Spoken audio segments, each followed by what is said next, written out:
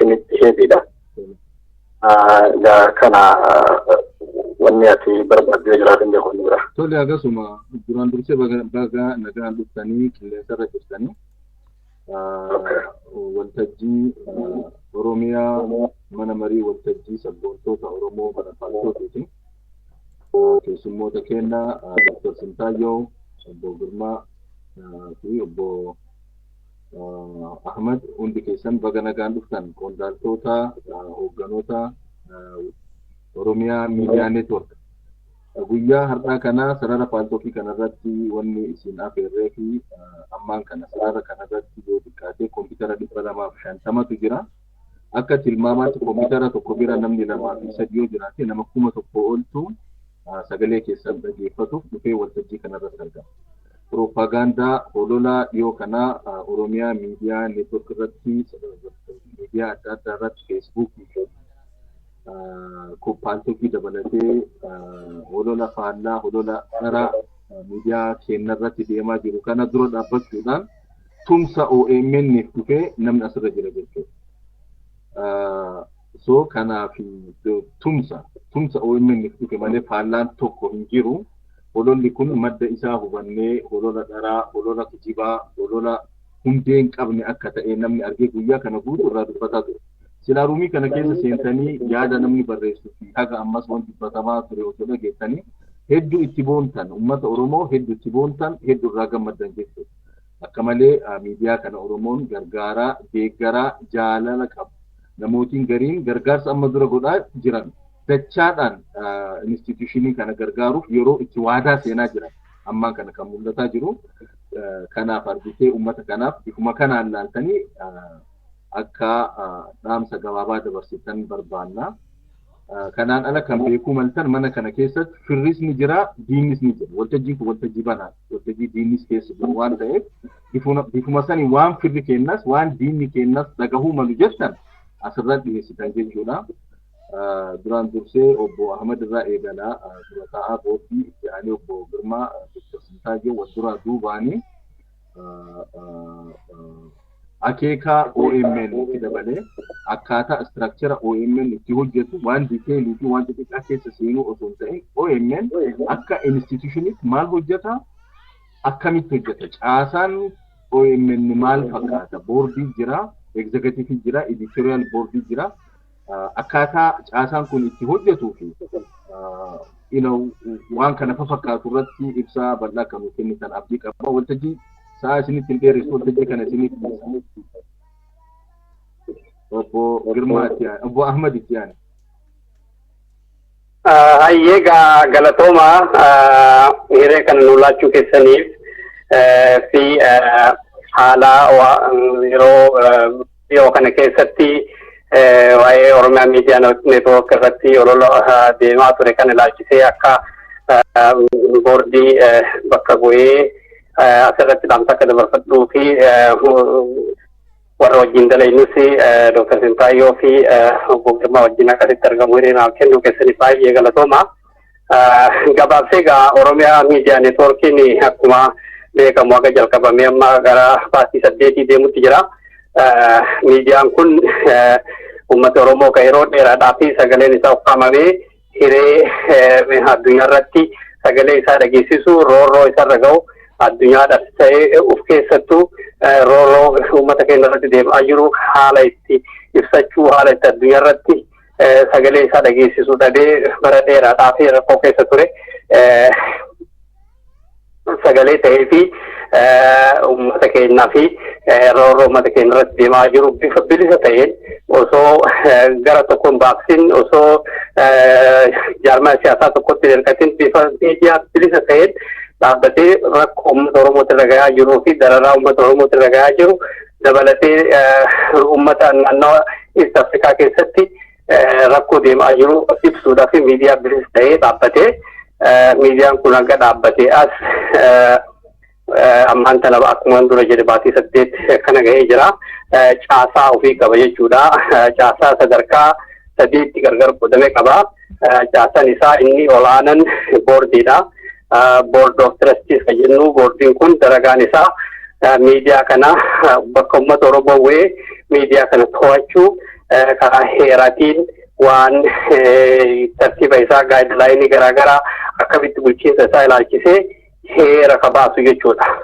Heera kana ka to'atu heerri kun dalagarra ooluudhaaf ka gubbatti waa'ee adeemsa fi bulchiinsa jaarmayicha kana to'atu jechuudha.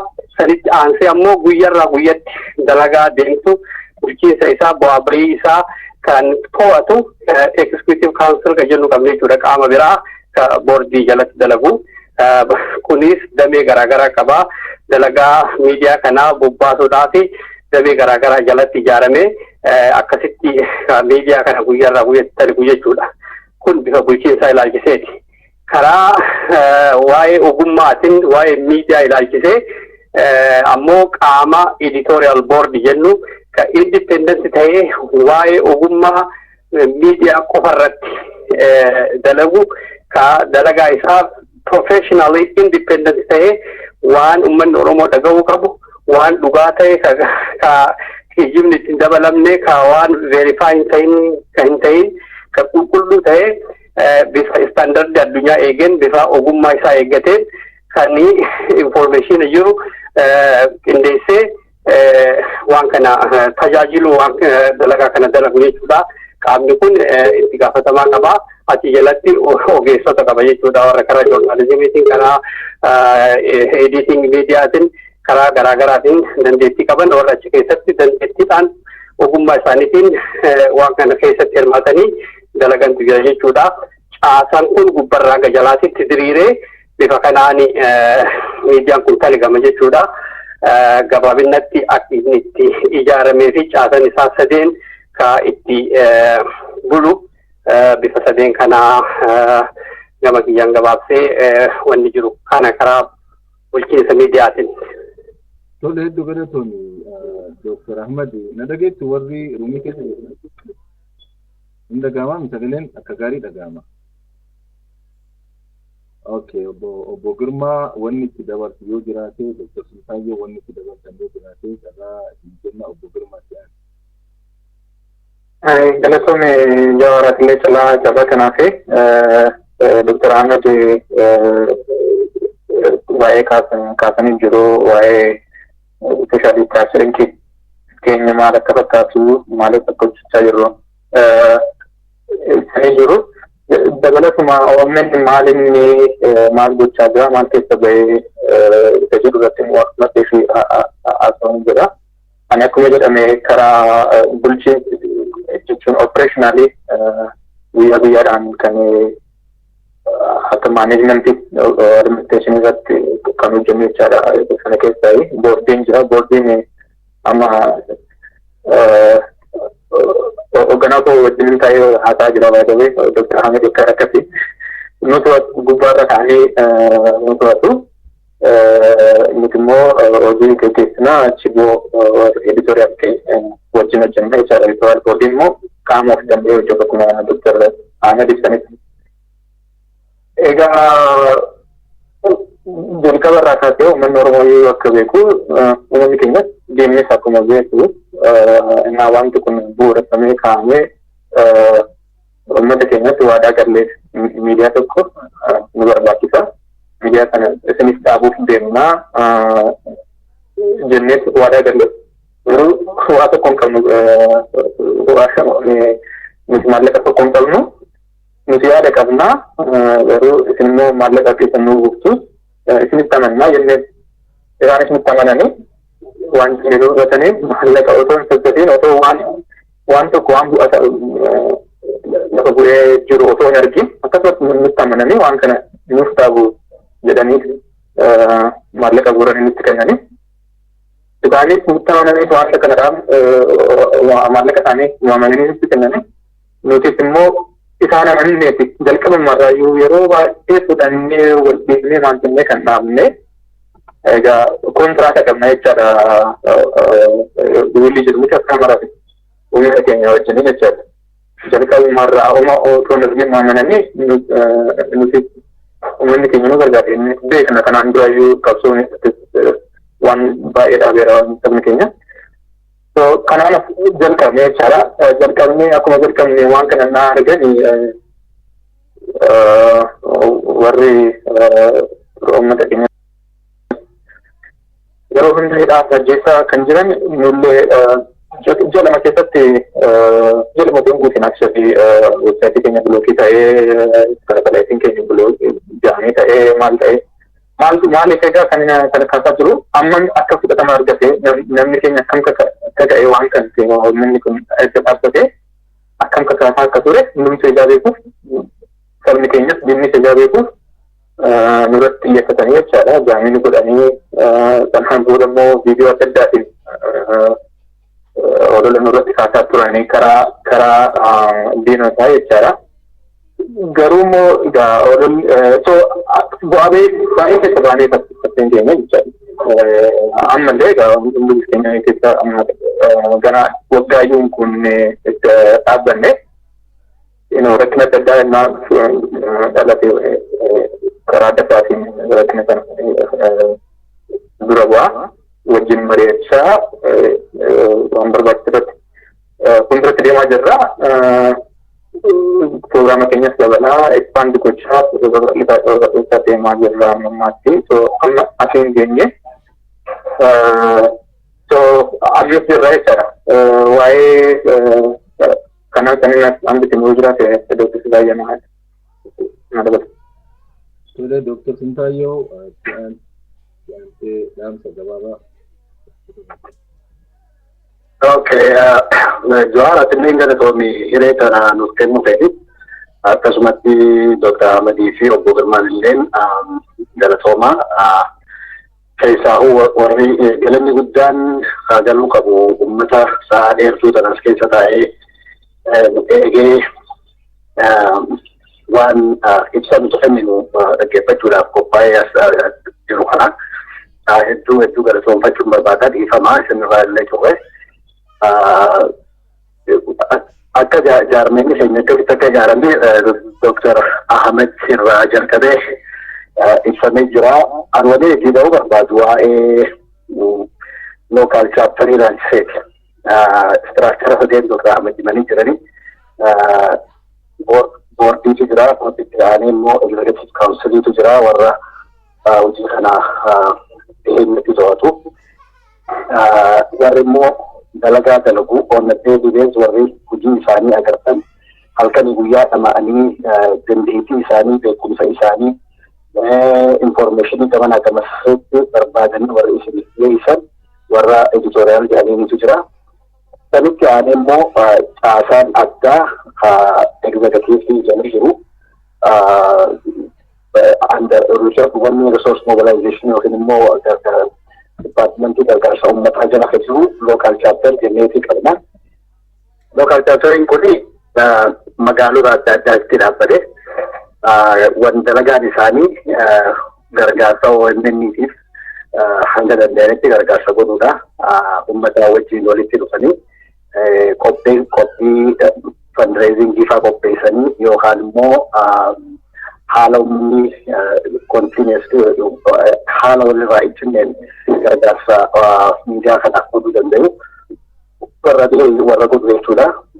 Kanarratti yaada uummataatiif uummatarraa illee fudhatanii akka miidiyaa kana kan godhanii walumaa galatti hojiin isaanii hojiin qoreelee kanaa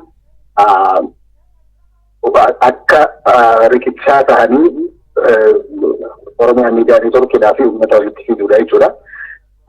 Magaalota Ameerikaa keessatti magaalaa Oromoon hedduminaan keessa jirtu keessatti chaappara dhaabnee jirra. Ameerikaadhaa alattis, Awurooppaattis, Afrikaa keessattis, Awustiraaliyaattis akkanumatti jajjaarree karaa Miidil Iistii kanattis lokaal chaapparoota ijaarree jirra. Amma walii galatti toora 35 fi 40 akkana jidduu qagaan qabna jechuudha lokaal chaapparoota. Lilleen kanumaan itti ta'uu barbaade yoo wanni biraa gama keessaniin akka gaafii jettee yookiin jiraatu taate waan akka bakkeessaniif deebisudha. Ummati asirratti hirmaatu kun isin bira koompitara dhagaa yoo koompitara isin bira jiraate sagalee sagalee. Ani nagara jiru. Ummati asirratti jiru ummata argitee kontinentii adda addaa keessa jira. Awustiraaliyaa, Ameerikaa, Kaanadaa, Awurooppaa bakka adda addaa jira. Gariin akkuma Dr. Sintaa jette chapter adda addaatti warra hammatamee achi keessa jiru. Garii warruma chapter kana barbaadaa jiru jechuudha. So fuuldura websaayitii keessanirra chapteroota kana achirra yoo gootan websaayitii OMN irra yoo chapteroonni informationii isaanii waliin achirra jiraate namni bakka jirutti chaptera kana qunnamee OMN ni gargaaruu danda'a jechuudha. Kana wanni itti addaan jira. Gaaffii hundee kan dura gaafatte gaaffii bareedduudha gaaffiin kuni dhugaadha.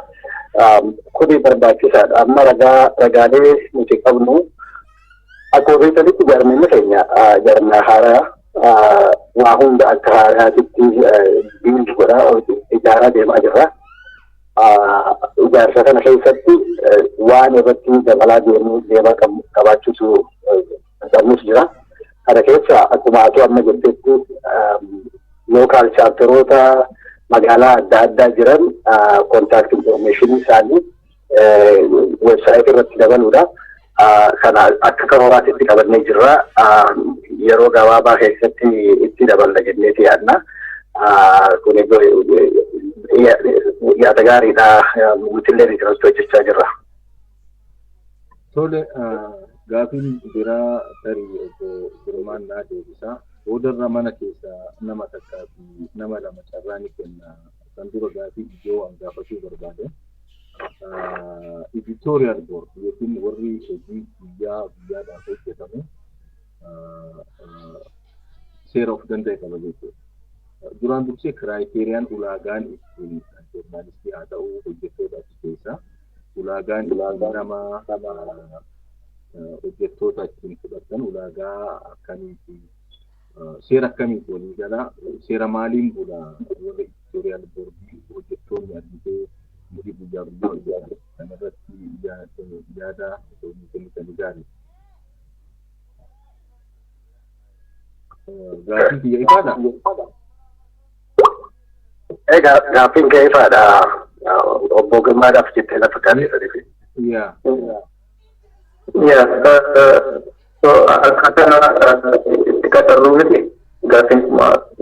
Yeah. Just seeraa fi seera kiraayiteriiyaan OMN ittiin hojjettoota hojii guyyaa hojjetan kana ittiin argitee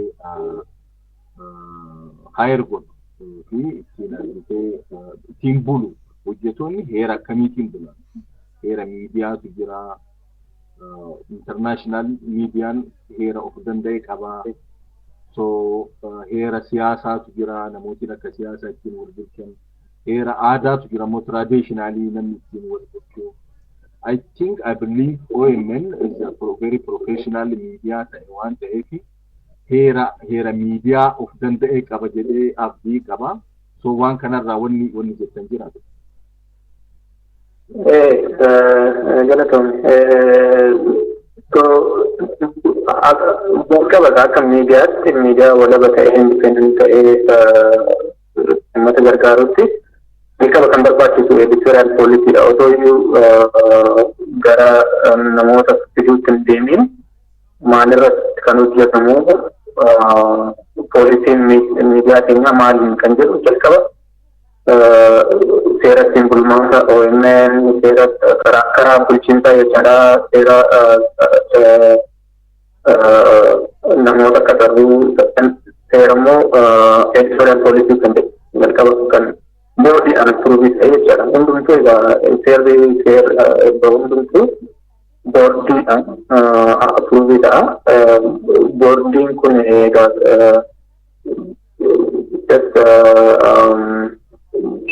highlight gochuudhaaf maalini boordii nama 15 namoota muuxannoodhaan hedduu baay'ee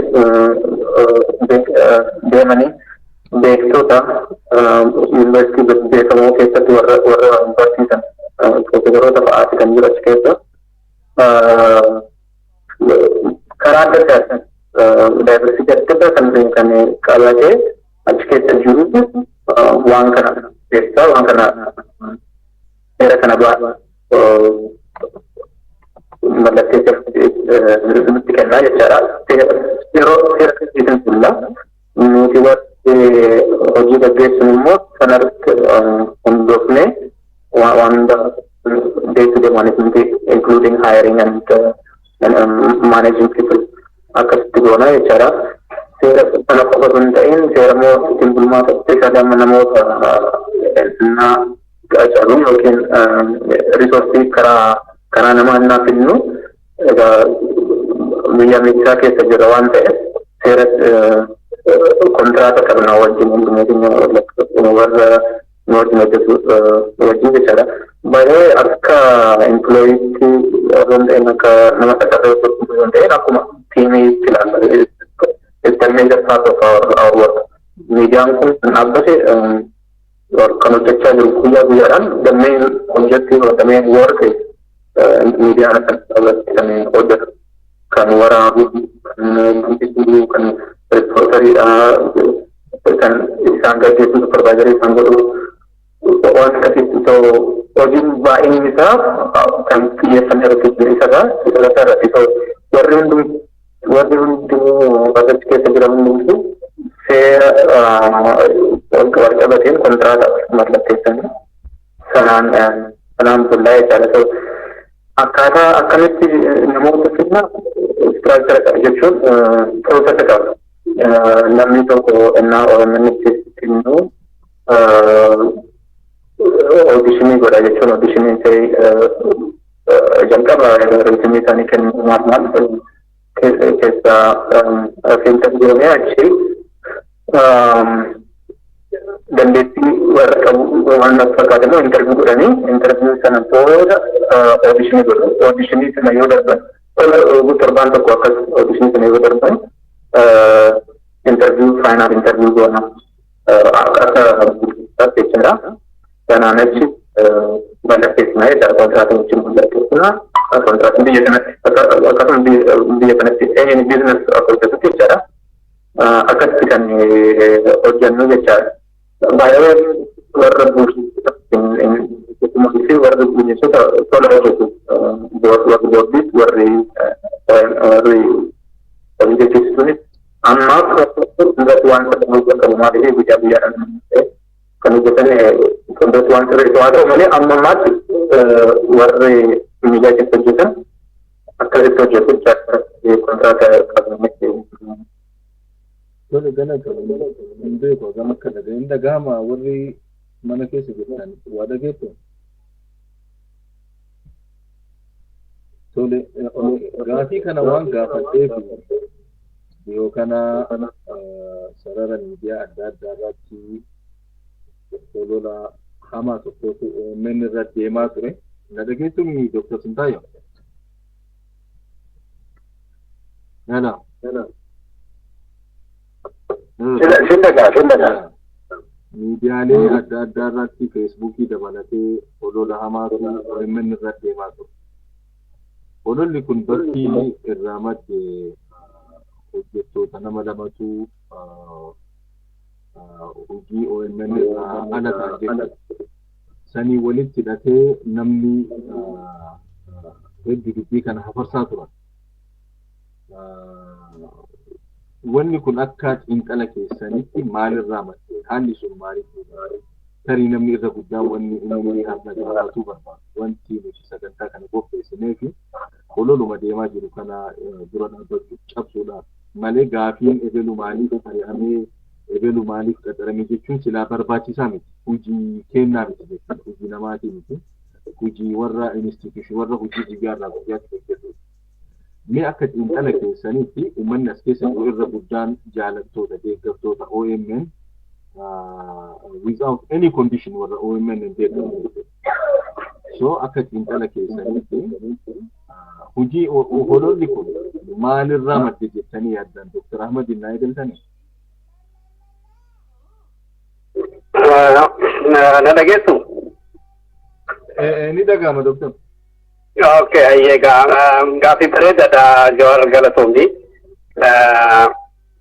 Egaa ololli kuni akkamitti maddee fi eessarraa maddee waan jirutti osoo achiin dabarree wanni jaarmaya keenya keessatti waa'ee bulchiinsa darajootaa keessatti wanni ta'e sanii gaggabaabsee isin ibsaa waan hafe jalla keessa baruu danda'anii akkuma beekamu gaa jaarmeen hundi isaa yeroo dalagidduu isaa akka itti bulfatuu fi heera itti bulfatu qaba.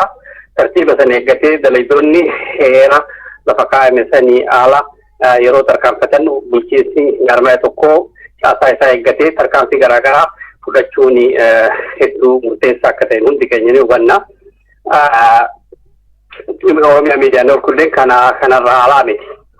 Kanaaf adeemsa keessatti dalaydoonni nama lama tartiiba silaa haala dalagaa isaanii haala kontiraata isaanii keessatti dalaguu qaban waan kontiraata isaaniitiin isaan guutuu qaban sanii guutuu waan irrataniif tarkaanfiin adabbiidha itti kennamee ture. Adabbii sanii sanirraa mufachuudhaan dalagaa fedhii isaaniitiin akka gallakkisanitti beeyna. Fedhii isaaniitiin gallakkisanii eega bahan booda haala garaagaraatiin haala ammatti qormaata irra jiru haala qabatamatti eenyurraa ka'ee ololli kun eenyu soofaa eenyu booda jira waan jedhu qabatamatti ammatti qormaata godhutti jirra. Wanni beekamu qabatamatti hin jiru jechuu kiyya eebalu akkana godhe yookaan eebalu booda jira ololli kun bakka kanarraa ka'a wanni jedhu garuu walii galatti dalaydoota lamaan dalagarraa bayansanii haala mufannoota wanta keessatti uumameen akka walitti ta'eedha kan hubatamu. Ololli garuu bakka irraa waa ka'u wanni qabatama ta'ee ololli deemu kun waan miidiyaa keenya fakkaatu moo miidiyaa keenya keessatti dhugaa jirtu calaqqisa moo waan jedhu wanni uummanni keenya xiinxallee ilaaluu qabu. Wanni waan kana keessatti xiinxallamee ilaaluu qabu jaarmayni kun kaleessa eegalame. Uummanni Oromoo yeroo dheeraadhaa fi jaarmaya piroofeeshinaal ta'e ka Oromoon taligamu ka Oromoon fanni ta'u ka Oromoo miila Oromootiin Oromoo irratti hirkatee dhaabbate hanga amma qabaachaan turre. Kanaaf akka sabaatittis ta'e akka namoota miidiyaa kana keessatti hirmaatanitti muuxannoon nuti qabnu hedduu xiqqaadha. Muuxannoo keenya hedduu xiqqaa ta'urraa itti dabalamee miidiyaan kunis inni nuu dhalate kaleessa yeroo dheeraa hin qabu jechuudha. Ganaa daa'ima haaraa amma lafaa ka'ee daaddee jedhee lafarra deemutti jiru. Kana keessatti rakkoo wal fakkaatan akkana ni uumama jedhee uma eeggamu jechuudha. Waan haaraa ta'e miti uuma bu'aa bahiin akkana rakkoonni garaagaraa chaalenjiin garaagaraa kan mudatu itti uumama eegaa turre jechuudha. Waan haala nuti keessa jirruu fi haala jaarmaa haaraa ta'ee kaasan isaa diriiree akka gaariitti lafa qabatee akka maashina akka gaariitti zayitii qabaatee akka gaariitti ran ta'ee yeroo dheeraadhaaf akkasitti wanni hundi ismuuzilii deemuu nuti jechuudha. Gufa hir'ina garaagaraatti jira, dogongora garaagaraatti jira, gufuu garaagaraatti jira. Wanni amma dalaydoota keenya jettutti uumamee fi tarkaanfii fudhatame kun ija kanaan laallamuu qaba jechuudha. So kana keessatti ammas muuxannoo asiin dura qabnurraa rakkoo tokko tokko yeroo uumamu ija fageenyatiin achi bal'ifnee ilaallee piikchara guddaa bu'aa miidiyaan kun qabuu fi hamilee uummata keenyaatiif jecha waan garaagaraatti irraa qusachuu dhabuun namoonni garaagaraa waan xiqqoorraa ka'anii waan guddoo jechoota yookaan olola kaayoo guddoo Oromoo sanii fi galii miidiyaa kanaa tureessuun malu achi tarkaanfachuun hedduu karaa tokko waan irraa barachuu qabnu waan irraa of eeguu qabnu waan fuulduraan uummanni Oromoo akka uummata Oromootitti itti yaadee wanni akkana yeroo ka'u keessatti wal dhoorginee wanni kun kaayoo guddoo Oromoo saniif jecha bu'aa miidiyaan kun uummata Oromootiif argamsiisuuf jecha waan kaayoo guddoo bu'aa miidiyaa kana jalaa argamuuf jecha waan xiqqoo irra dabruu akka dandeenyu manni keenya fi deeggartoonni miidiyaa keenyaa waan kana keessatti akka gorsa walii kennanii fi akka rakkoo kanaa dhuunfachuu dandeenyu irratti akka xiyyeeffannuudha akka gaariitti gaafachuu fedhu. Kan biraa rakkoo kana fuulduraaf bifa wal fakkaataadha. Rakkoo wal fakkaataan akka hin dhufne jaarmayni keenya gubbarraa aga jalaatitti boordii eksekuutiif kaansirii hundi aga rakkoo kun uumamerraa jalqabee halkanii guyyaa irratti dalaguutti jirra jechuudha. Rakkoo kana maalirraa ka'ee akkamitti rakkoo sadarkaa kana ga'uu danda'ee bifa wal fakkaataadhaan immoo fuuldura rakkoon akkasii akka uumame maal godhuu qabna? Caasaan keenya eessatti sirraa'uu qaba? Maal nurraa hir'atee jennee ofirra deebinee gamaaggamutti jirra jechuudha. Kanaaf jaarmayaan kun akka jaarmayaatitti waan qorattee dhugaa jirtus baasee fuulduraa fi akka rakkoo wal fakkaatan hin dhufne godhuudhaaf irratti dalaguutti jira jechuudha. Gubbarraa aga jalaatitti irratti socho'uutti jirra. Rakkoo kana hiikkaatti kennina jennee abdii guddaa qabna jechuudha.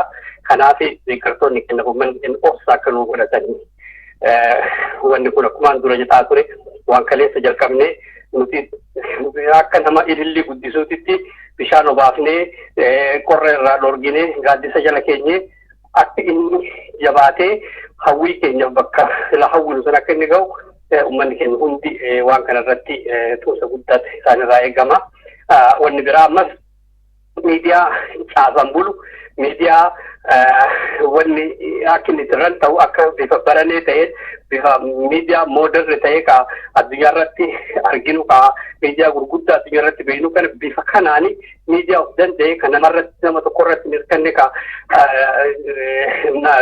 guruupii tokko irratti hirkanne ka ofii of danda'ee dhaabbatu ka caasaan isaa dalagu caasaa waraquma irratti katabnee wanni dalayin waan biraa ta'e osoo ta'in caasaa dhugumaan sistamni dalaysiisu caasaa akkasii uumuudhaa fi halkanii guyyaa irratti dalagamutti jira. Wanni kun yoo jabaatee gad dhaabbatee adeemsa qabsoo uummata keenyaa fuulduraa keessatti illee fakkii guddaa kan ta'u jaarmoonni biraa bifa wal fakkaataadha. Jaarmaya uummataa ta'ee jaarmaya ogummaa ta'ee jaarmaya biizinasaa ta'ee akka fakkiitti duratti ilaalee fuulduraa fi bifa instituutionitti ijaarru bifa instituutionitti socho'uu dandeenyu bifa wal hoggannee wal jala deemuu dandeenyu muuxannoo ka keessatti horannu kan ta'u akka ta'u akkasitti tilmaama bal'aadhaan irratti dalagamutti jira.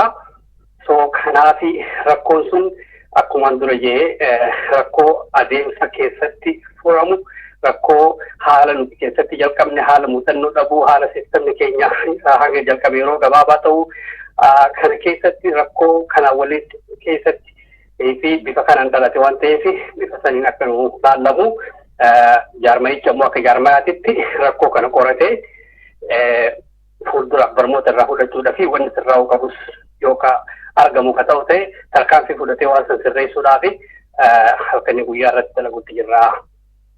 Kanuma gabaabinatti wanni an jedhu wanni an irraanfadhe yoo jiraate Dr. Sintaayyoo fi Girmaanii irratti galatooma gama kiyyaan. Galatoomi Dr. Ahmad wanni ati yoo jiraate Dr. Sintaayyoo fi Girmaanii ta'uu dandeessanii. Dr. Sintaayyoo ti ani wanni itti dabaltee jira. I think qabxii amma ka'e kanarratti Dr. Ahmad bal'inaan kaa'ee jira. Ololli eessaa dhufee akkamitti jalqabame jechuun nama dhibaa because ololli akkatti ka'uu fi waanuma mataa ifii qabatee ka'a. Ammoo garuu hanqan takka hangi afarsamu waan adda addaatiin murteessa jechuudha. Nuti amma gammaatitti ololli kun bakka tanaa ka'ee bakka sanii ka'ee jechuu kuma qabnu hin beeknu bakka irraa ka'ee garuu immoo wanni guddaan nuti waan kanarraa barannu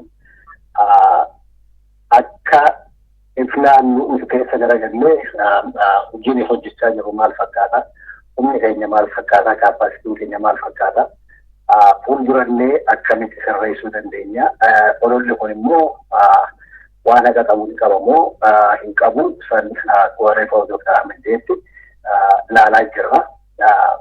Hojjettoota wajjinillee mari'achaa jirra. Warra editooriyal boordii keessa jiranii wajjin jechuudha. Yaada isaan nuuf kennanis yaada uummatarraa fudhannus waliin ilaalleeti deebinee hojiin keenya maal fakkaata akkamitti agammaa hojjechaa turre eessa sirreessuu qabnaa waan jiru irratti akka deemnu nu godha jechuudha. Ololli dhufin jechuun hin danda'amu moggaa ololli dhufe akkamitti olola kana gama waan pozitiif ta'eetitti jijjiirraa waan jiru irratti nuti gammasitti kaayadaa jiru. Sababa kanaatiin namoonni tokko tokko akka Oromiyaan miidhamee sooratu guddinaa fi xiyyeeffannoo akkasitti fudhachaa jiru. Sanii fi hojjettoonni achi keessa jiran warri hafan wanni isaanii ammallee murannoo isaanii akkuma jiru sanitti hojii isaanii hanga danda'ametti hojjechuudhaaf isaan murannoo isaanii agarsiisaa jirani. Nutis gama keenyaan akka maanaajimentiitti akka warra waan kana geggeessuutti boordii fi egzekutiivii gidduutti jechuudha. Daranaa kennee rakkoolee mul'attu maalirraa akka kaatee akka dubbii akka sirreessuu dandeenyu irratti hojjechaa jirra jechuudha.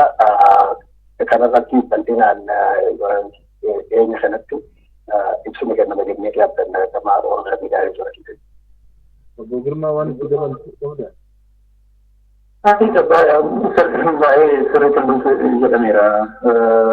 Adarratti nuti dabaluu osoo hin ta'in waan nuti dhagahamu maalini amma Dr. Sintaayyaan jireera warri wajjin hojjechaa jurnalistoonni keenya sirriitti hojjetu hundumti keenya iyyuu amalee jabinaan hojjenna.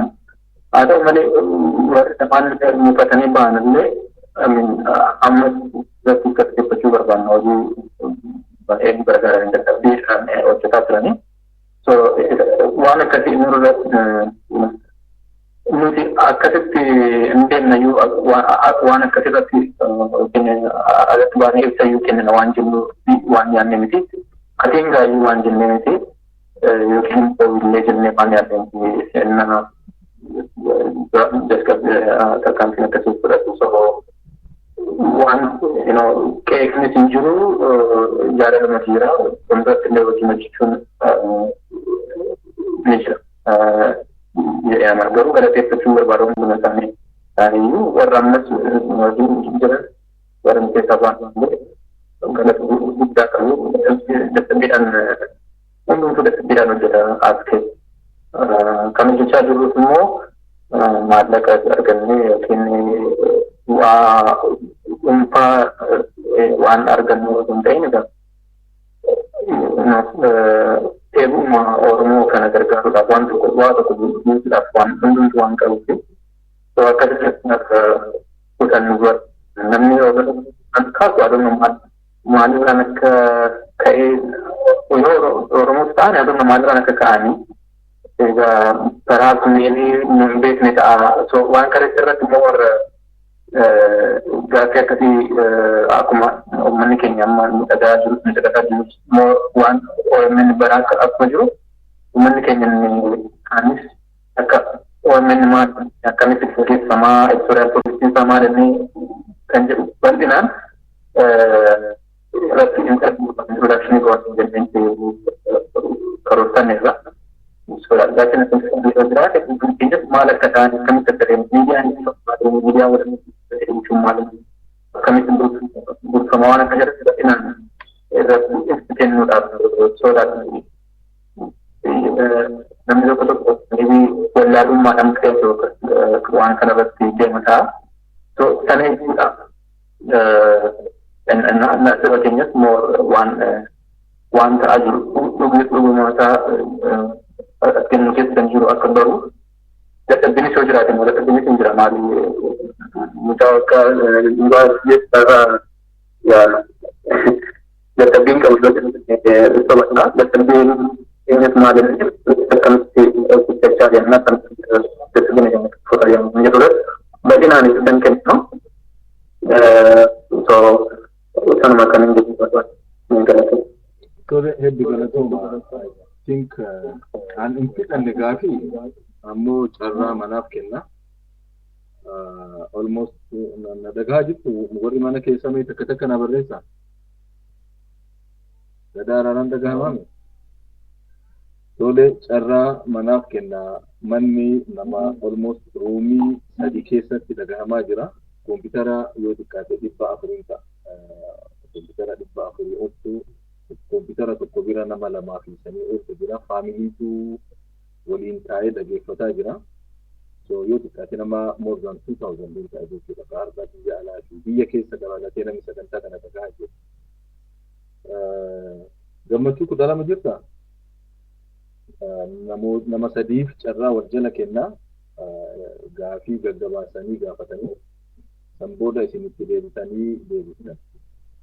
Deebii kennitu. Gammachuu kudha lama jirta. gammachuu kudha lama hin jiru jechuudha. Takka maqaa keessan waamee jiraatiin lammaffaa gaafachuu hin dandeessan. Yeroo hin qabne. Gammachuu kudha lama hin jirtu ni okay. Nama sadiif raayyaa jirta. Raayyaa. Okay. Raayyaa itti aantaa. Raayyaa itti aanee gadaa araaraa taanee voice of reason. Raayyaa jalqabdaa itti aanee gadaa araaraa itti aanee abbaa sabrii. Isin sadeen wal duraa duubaan gaafatanii maayikiin keessa raayyaa.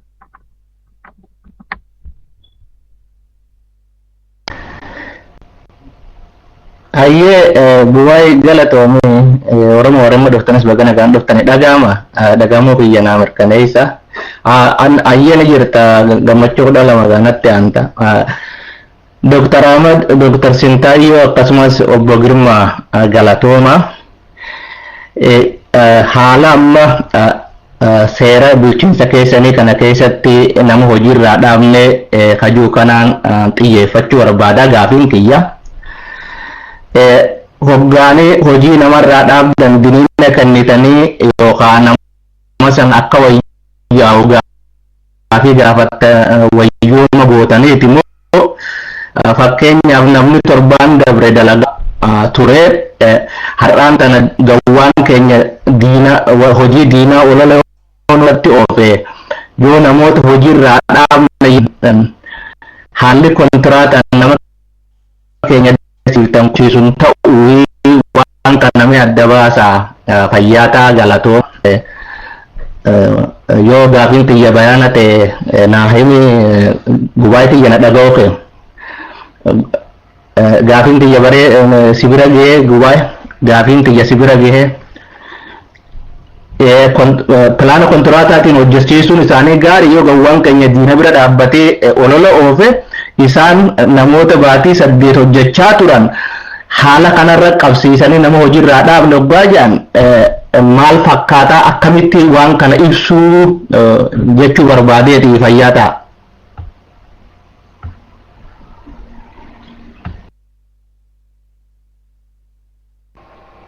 Ayyee dhaga'ama ani hoo. Okay. Gaafiin tiyya jarjara guddaa qabdanii soo yeroo olalli miidiyaa kana bacancarsuudhaaf deemu qofa walitti dhufuun qabnu miidiyaan akka isaati hawaasa isaanii ka diyaaspooraa jiru wajjiin walitti hidhata guddaadha qabanii umriin miidiyaa kanaa gabaabbattullee fuuldura ololli kanaa itti fufa garte haguma miidiyaan kun jabaatee diina miidhu takka ololli diinaatis jabaachuuf ta'a. So please nuti jiila qabna gartee mooraa qabsoo Oromoo keessatti balaa hedduun nu mudatee jiraati.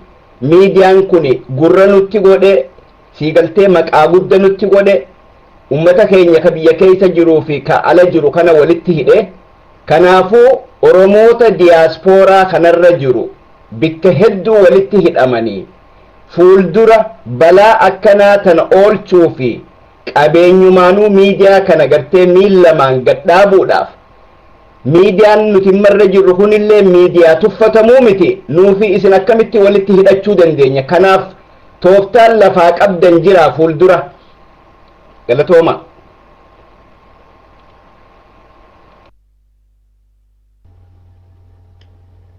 Anis haa galatoomaan jala geessu dhageessaa miti. Okay, galatooma. Gaafiin tiyya anis waan ammaan tana deemaa jiru laalchisee rakkoon akkanaa kun akka fuuldura hin dhabne fi osoo isin harkaa baatee alatti mariin akkana gaggeessamne isin hawaasni rakkina isin qabdan isinitti himuu fi takkaahii rakkina keessaa san gartee akkamitti isin maaneej godhuu dandeessan. Rakkina akkanaadhaa guudufte hawaasni akkamitti isin qunnama hawaasni akka isinitti qommamu waan karaa gootanii jirtanii kadhannoo waan akkanaa dhageessan ala deemtanii ololtanii olcheesiidhaa hoottaa asitti nu hima waan akkasitti bakka akkasiidhaan jira waan akkasiidhaan mijjeessanii jirta lammeessaa ammaasiisi warri amma dalagarraa bahanii jette ifiif riizaayin godhan jette kana mee nuti durallee dalagaa keenya illee miti gattee wanni isin dalagaa keessanii nama balleessa ari'uudhaan garuu wanni hawaasni beekuu qabu. Keessaafuu namoonni tokko tokko beeksisatiif nama namni gattu waa hedduu irraa eeguutu dalagaa kanarraa dhiiseeti. Wanni hawaasni beekuu qabu waan san laalchisee ni jira. Galatooma.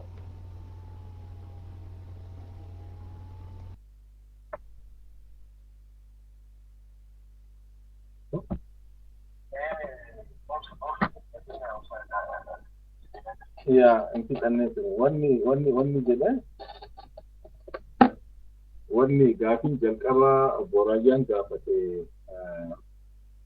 gaafiillee wanni inni jedhe warra miidiyaarraa dhaabate kun waarniin kennameefii jira jalqaba jedhe raajii akkasuma akkasuma waarniin kennameefii jira yaa waan akka jedhe akka isin jalqaba jettan hin ari'amne ofumaan hojii kana dhiisanii sanillee mee isinumatu keessa deebi'e jechuudha. Inni lammaffaa hariiroon isin OMN hariiroon inni hawaasa waliin qabu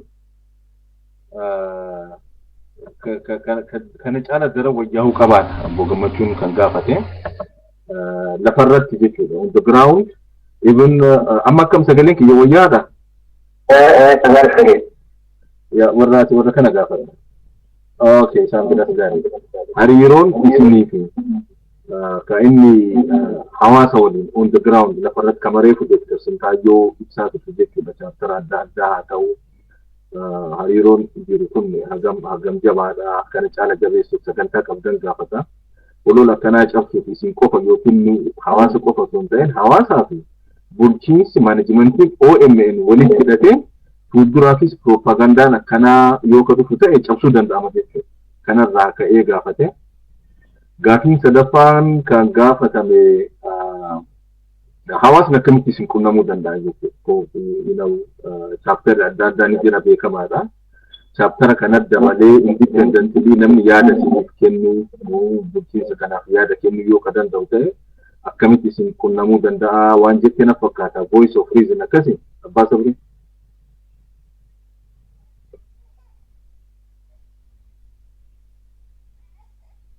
Yeah.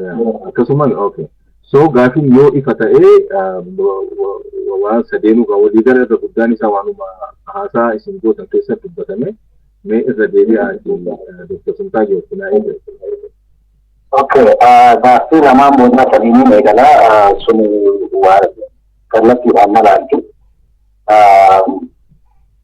Hariiroon uummataa wajjin qabaachuu qabnu maal fakkaata akkamitti turtuu jabeessinu namni wajjin qunnamuu barbaada akkamitti qunnama kajoo kana haa jiru. Aga ammaatitti wanni Noorz Ameerikaa keessatti wanni godhaa jiru nuti gama magaalaa namni Oromoodhaa keessa jira jennee quba qabnu gama jaarmaa koominitii warra qabuus yoo ka jiraatu hin taate tokko jaarmaa koominiitiidha warra qabne haala itti wal ijaara yoo ka jiraatu taate gama siinii gama isaanii saniin itti dhiyaannee caasaa yookaan chaaptariidhaa gadi dhaabbachuudhaaf tattaafachaa jirra.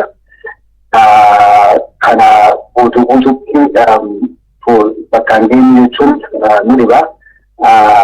Wanni akkuma reefu Dr. Ahmadis Boortamaanis dubbatanitti dhaaba haaraa dhaabni haaraa inni hir'ina tokko ni qabna hir'ina kana guuttachaa jirra. Dipaartimentiin amma waan kana laalu resource mobilizationitu dipaartimentii kana laala.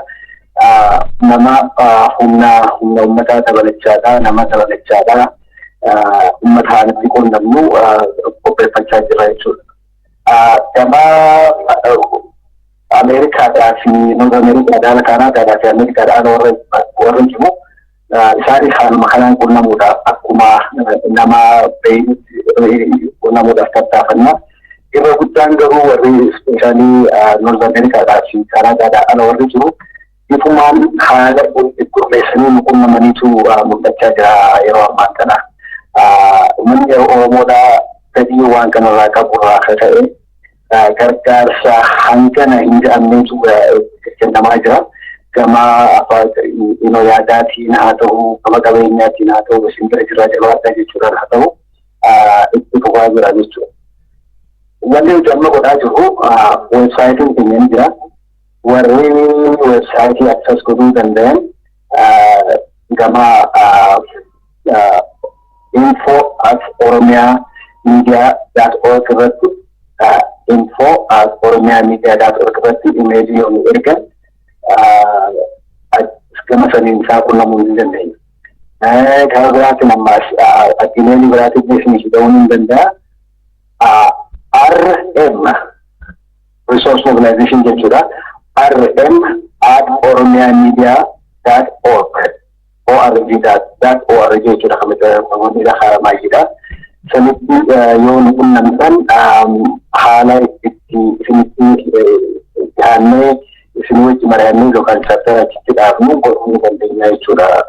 Akkasitti nu qubata baadhaa.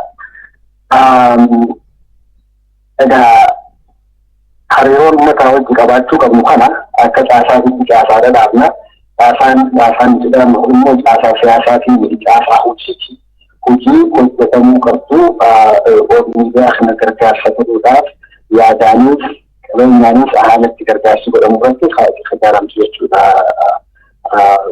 Kana lamaan kana laaltu hoop jechuun jiraata yoo wanni taphate jiraate ni beeksisa. Takka wanti biraa kan irraanfatte akkanatti yookaan rakkoon jiraate qofaa walitti dhufuu osoo hin ta'in hariiroon yeroo biraatiif wal hubachiisanii walitti dhufanii wal mari'atan jiraachuu qabdi tajuu dhugaadha sanii godhannaa ta'us qabdi gama yookaan chaaptariitiin irratti yaadna gama irratti yaadna akka haga ammaatitti waan hin godhin akka hirnaatti fudhannee fuulduraaf irratti karoorfannaa.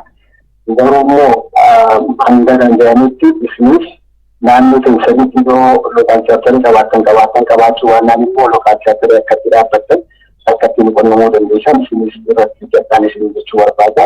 Kan deebisa tokko haadha kan duraanis anatti gama girmaatiin beeksisa fakkaata.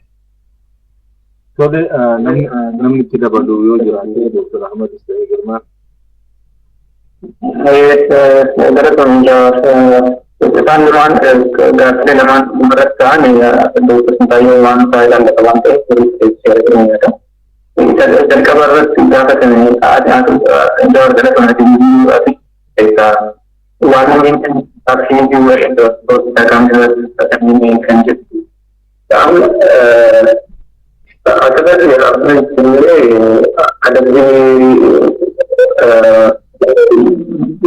baay'ee hamaan keessatti fudhatamayyuu kan akka nuti beeknu. Inni jalqaba lama supervaayizaroota qabu, kabajjoota kan qabu isaan ija gadheetti warreen guyyaa guyyaa agartu. Keessatti waan kana ta'an jira. Leessa jalqabatti isa argameetti kan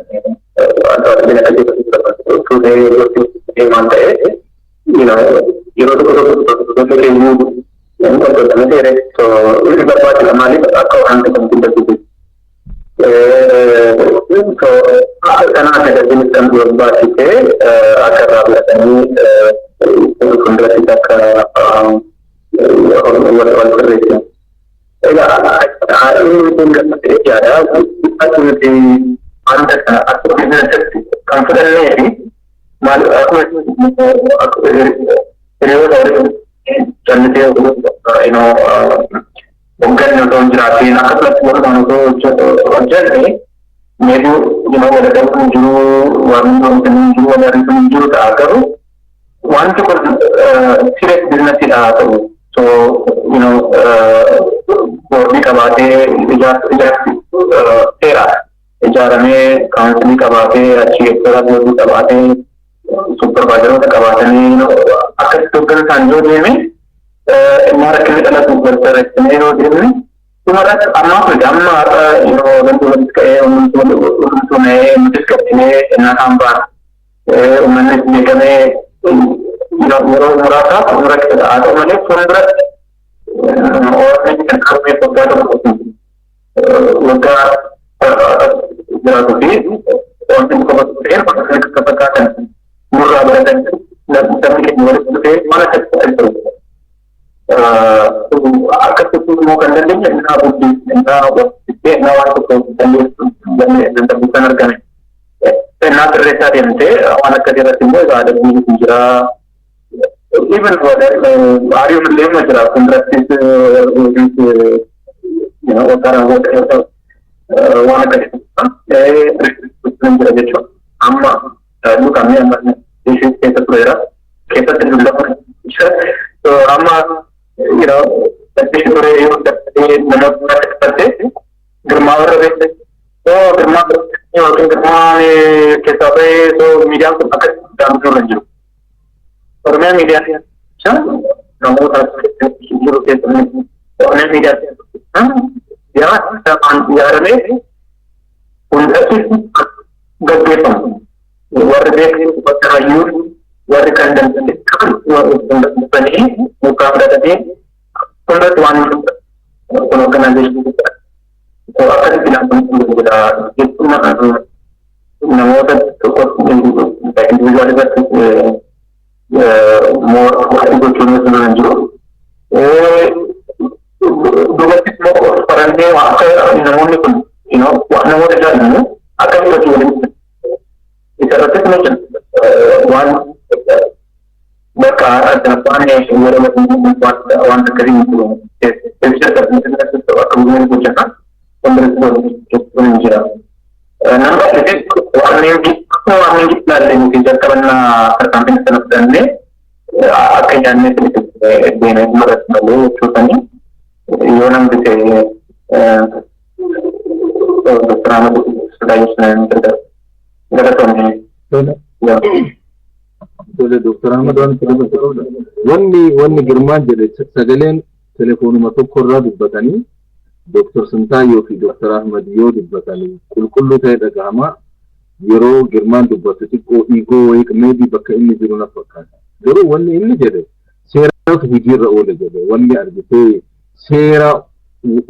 seera wal barsiisaa yoo deemu baane boodarra hin diigamta. Wanni tokko yoo seera akka eegaletti yoo seeraan hin hojjetin seer dhablummaan kun guyyaa irraa guyyaatti namarraa namatti itti dabalamaa yoo ka deemu ta'e boodarra namni hundumtu seer dhablee ta'a. Gaafa namni hundumtu seer dhablee ta'e namni tokko isa kaaniin loluu hin danda'u. Because inni seera diigaa jira.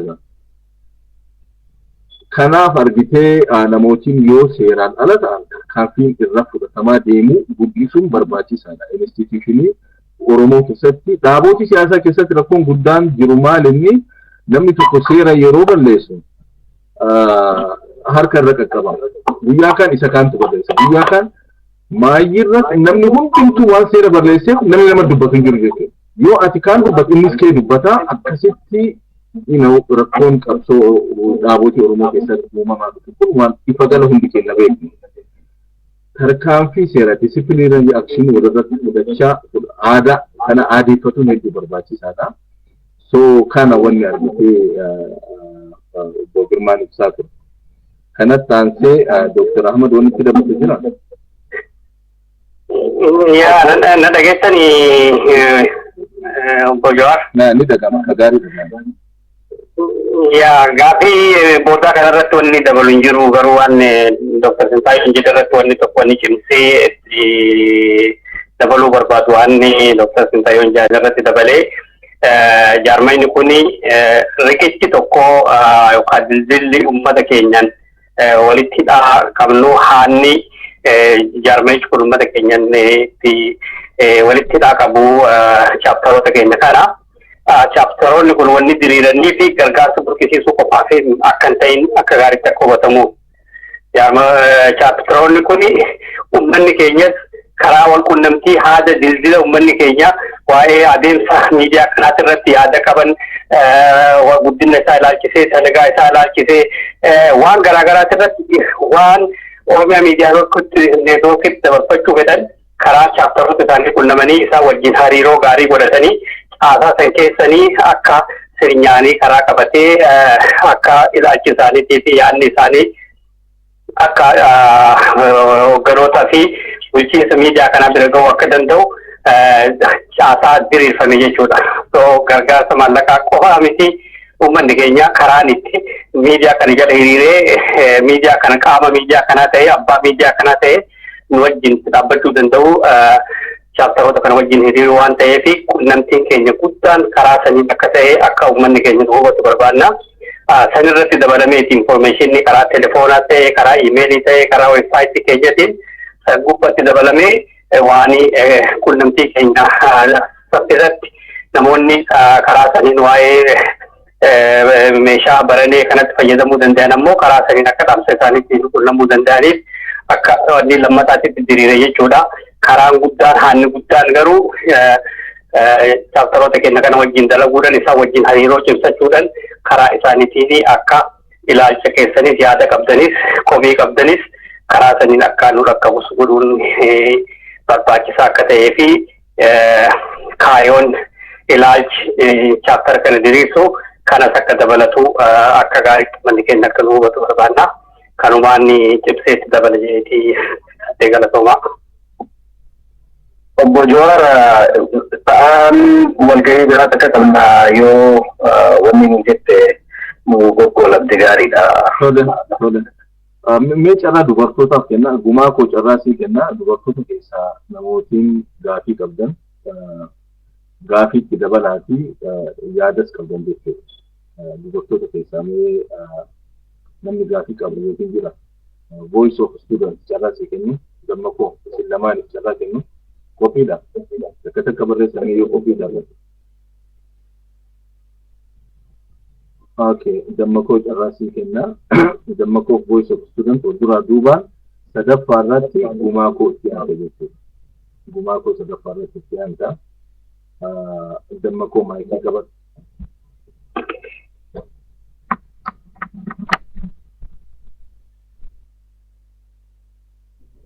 Tole, sagaleen kun dhagahama. Nagahama yoo jiraate sagaleen ko tole guddaa galatooma baay'ee galatooma nu dhiyeessuu keessanii fi baay'ee galatooma maaliif dubbiin kun dubbiin ka'e kuni baay'ee confusionii uumee ture kanaaf hiikuudhaaf yaalii gootanii nu dhiyeessuu keessanii fi baay'ee guddaa galateeffadha akka nama tokkotti. OMN kan uummata Oromooti kan Oromooti guddaatti gammannaa hin jaallannaa hamma Oromoon jirutti numa jiraata hamma Oromoon jirutti numa jiraata jennee abdanna galatooma gaaffiin koo gaayoo xinnoo ishee isin jalaa dheerate dhiifama guddaa naa godha maalidha rakkoon uumame kuni waa xiqqoo miti. Dhugaa dubbachuudhaaf dafamee yoo qaqqabe malee miidhaa guddaa geessisuu danda'a akkaataa nuun hordofaa turre kanatti jechuudha. Kanaaf ifatti waan dhalate kuni uummata Oromoo amantiidhaan addaan qooduudhaaf hidhatee waan ka'e waan ta'eef hatattamaani wanta kana karaatti hambisuudhaaf yaalii maalii gochaa jirtu. Jedha kanadha baay'ee amantii keessa seenee uummata keenya kun miidiyaa keenya qofa miti gad darbee uummata keenyas addaan diiguudhaaf hidhatee waan ka'e waan ta'eef kana daftanii hiikuudhaaf hatattamaanii qopheen keessan maalidha jedha kanadha main pointiin keenya kan har'a akka nuuf dhuftan goonee waa biroo miti maaliif dhaabni keenya numa jiraata. Namni qarshii 5 irraallee qabee waan qabuun gargaarrachuu hin dadhabu numa jiraata garuu kun gaddeebi'ee uummata keenya addaan immoo qooduun irra hin jiraatu kanan jechuu barbaada kanaaf kanarratti daftanii hiikuudhaaf qopheen keessan maalidha gara biraan immoo hankoo xinnoo ishee wanniidha achi adeema maalinni OMN yeroo hundumaa kiisha keenya keessaa yoo contributionidhaan haga yoomitti gargaaramaa kan jedhu gaaffiin koo miseensummaa qofti murteessaa mitiin jedhan murteessaa miti boleessa keenya Jawaar Atlaantaa dhufeellee kana itti dubbadheen ture maalidha waa tokko uumuu danda'u qabnaa waan income generate godhu qabeenyaa qabaachuu qaba kan isa dhaabu jechuudha. OMN kan tursu kan jiraachisuu danda'u kan inkaamii jenereetii gochuu danda'u maallaqa walitti buufnu kanaanii gad dhaabuu nurra jiraataa. OMN of danda'uu qaba akka of danda'u kanarratti haagam hojjechaa jirtu.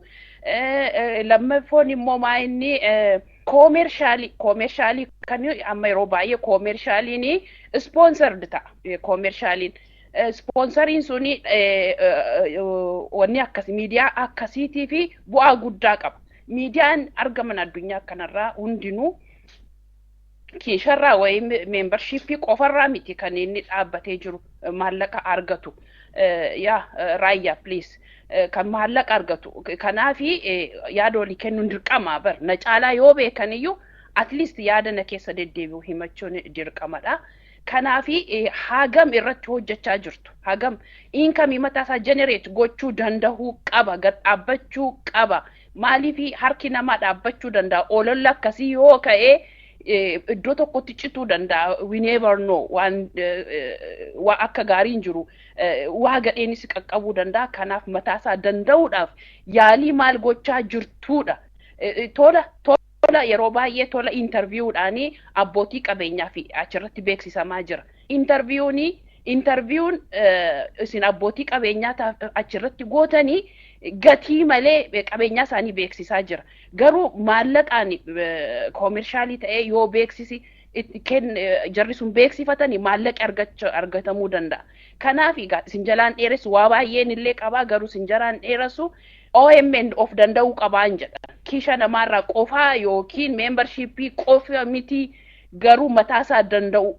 Kiishi namaa fi membershiippiin wanni ta'uu danda'a. Gargaarsa, deeggarsa ta'uu danda'a. Garuu inni kuni mataasaa danda'uu qaba. Mataasaa dandeessisuuf immoo waan baay'een irratti hojjetamuu danda'a. Aksiyoonni dhaabachuu danda'a. Kun paartii aksiyoona tokko ta'uu danda'a.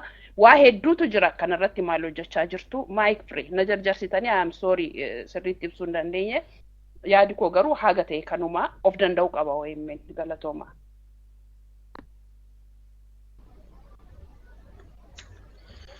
Anaatu jaanami mee takka kana barreessa. Goodbye. Ayya galatooma. Keessumoonni keenya hundi keessanuu galatoomaadha waan kana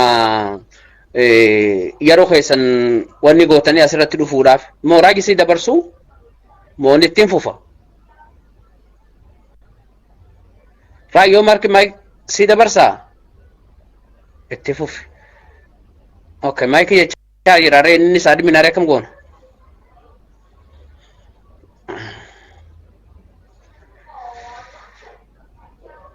Okay, ittiin fufa. Okay, Fredu Rai. Okay, Tiano. Okay, ya jaran sa adam masawman ko sa deme defe gafi debo. Gafi le hedduu gartee amma fakkeenyaaf waa'ee amma naannawa haalamma arrantan irratti walitti dhufne kanarratti irkatee wanni tokko kan fakkeenyaaf yeroo hedduu mooraa Oromoo tana keessatti rakkoo gurguddaa fidaa ture. Ifi mooraa qabsoo bilisummaa Oromoolee dabalatee dhuga miidiyaan kun miidiyaa Oromooti. Ulaagaaleen ittiin namoota miidiyaa kana taligan ittiin haayer godhaman beeziin isaa namni tokko fakkeenyaaf amma Itoophiyaa irraa yookaan ammoo gartee mootummaa Itoophiyaatiin wajjin dalagaadhaa ture miidiyaa kana keessatti dhufee ilaalchuma kaleessa biyyattii san keessattiin ture amma fakkeenyaaf wanti nan irratti fokus godhuu barbaade kan gaafii gurguddaallee generate godhaa jiru editorial boardii nama kaleessa amma fakkeenyaaf viidiyoolee gartee amma adda bilisummaa Oromoo faa koola galtootatti ramaduudhaaf faa hojjetamaa ture yookaan ammoo sadarkaa sanitti mootummaa sanii wajjin hojjechaadhaa tureetu editorial boardii miidiyaa kanaati. Isa kana hoo ilaalchi kaleessaa sun namichi yookaan abbichi sun ilaalchi san qabateetumoo miidiyaa kana keessa hojjetamoo ilaalcha kaleessaa san alagaa jalatti hojjete yookaan ka ammaa kun jijjiiramee jira. Dubbii Itoophiyaa tanarratti dhaabbiin keessan maal fakkaata? Wanni hedduu Oromoo tana keessatti jeeqama gurguddaa nutti fidu har'a kollee yoo fidu jennee fuuldurallee shakkinu jiraate waan kan. Sani alatti Oromoon tun miidiyaa kana harka dhibbarraa dhibbatti duuba jirti. Namni tokko ilaalcha Itoophiyaa qabaatee miidiyaa kana keessa dhufee ilaalchuma saniin hojjechuu ni danda'a. gaafii kana yoo dandeessanii suduudaan adrees naa gootanii gaafii namoota biraallees ta'uu ni malti anammoo kanama tokkootti isa kanaatu natti dhagama maal laaltu waan san irratti waan kana dura hojjechaadhaa ture sanoo akkamitti ilaala namni immoo editaraal boordii miidiyaa kanaa sun ulfaadhaa galatooma.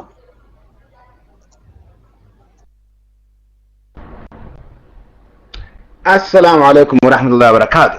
Abo fayyadea meg to the point. Dura OMN institution Oromoti ilman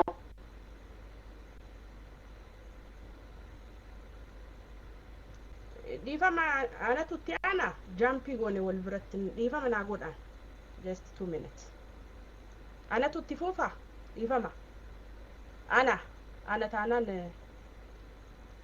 no okay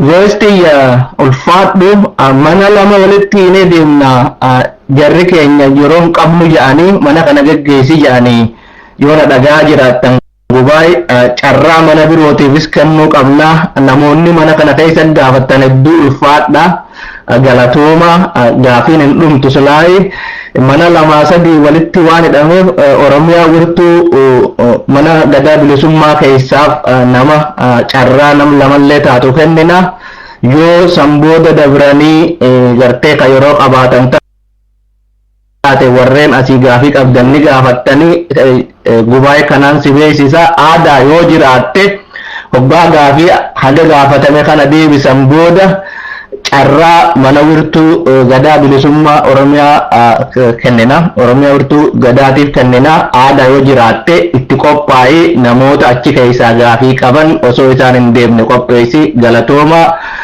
gubaa'ee maayitiin keeti gaafii gaafatamteef itti oofa.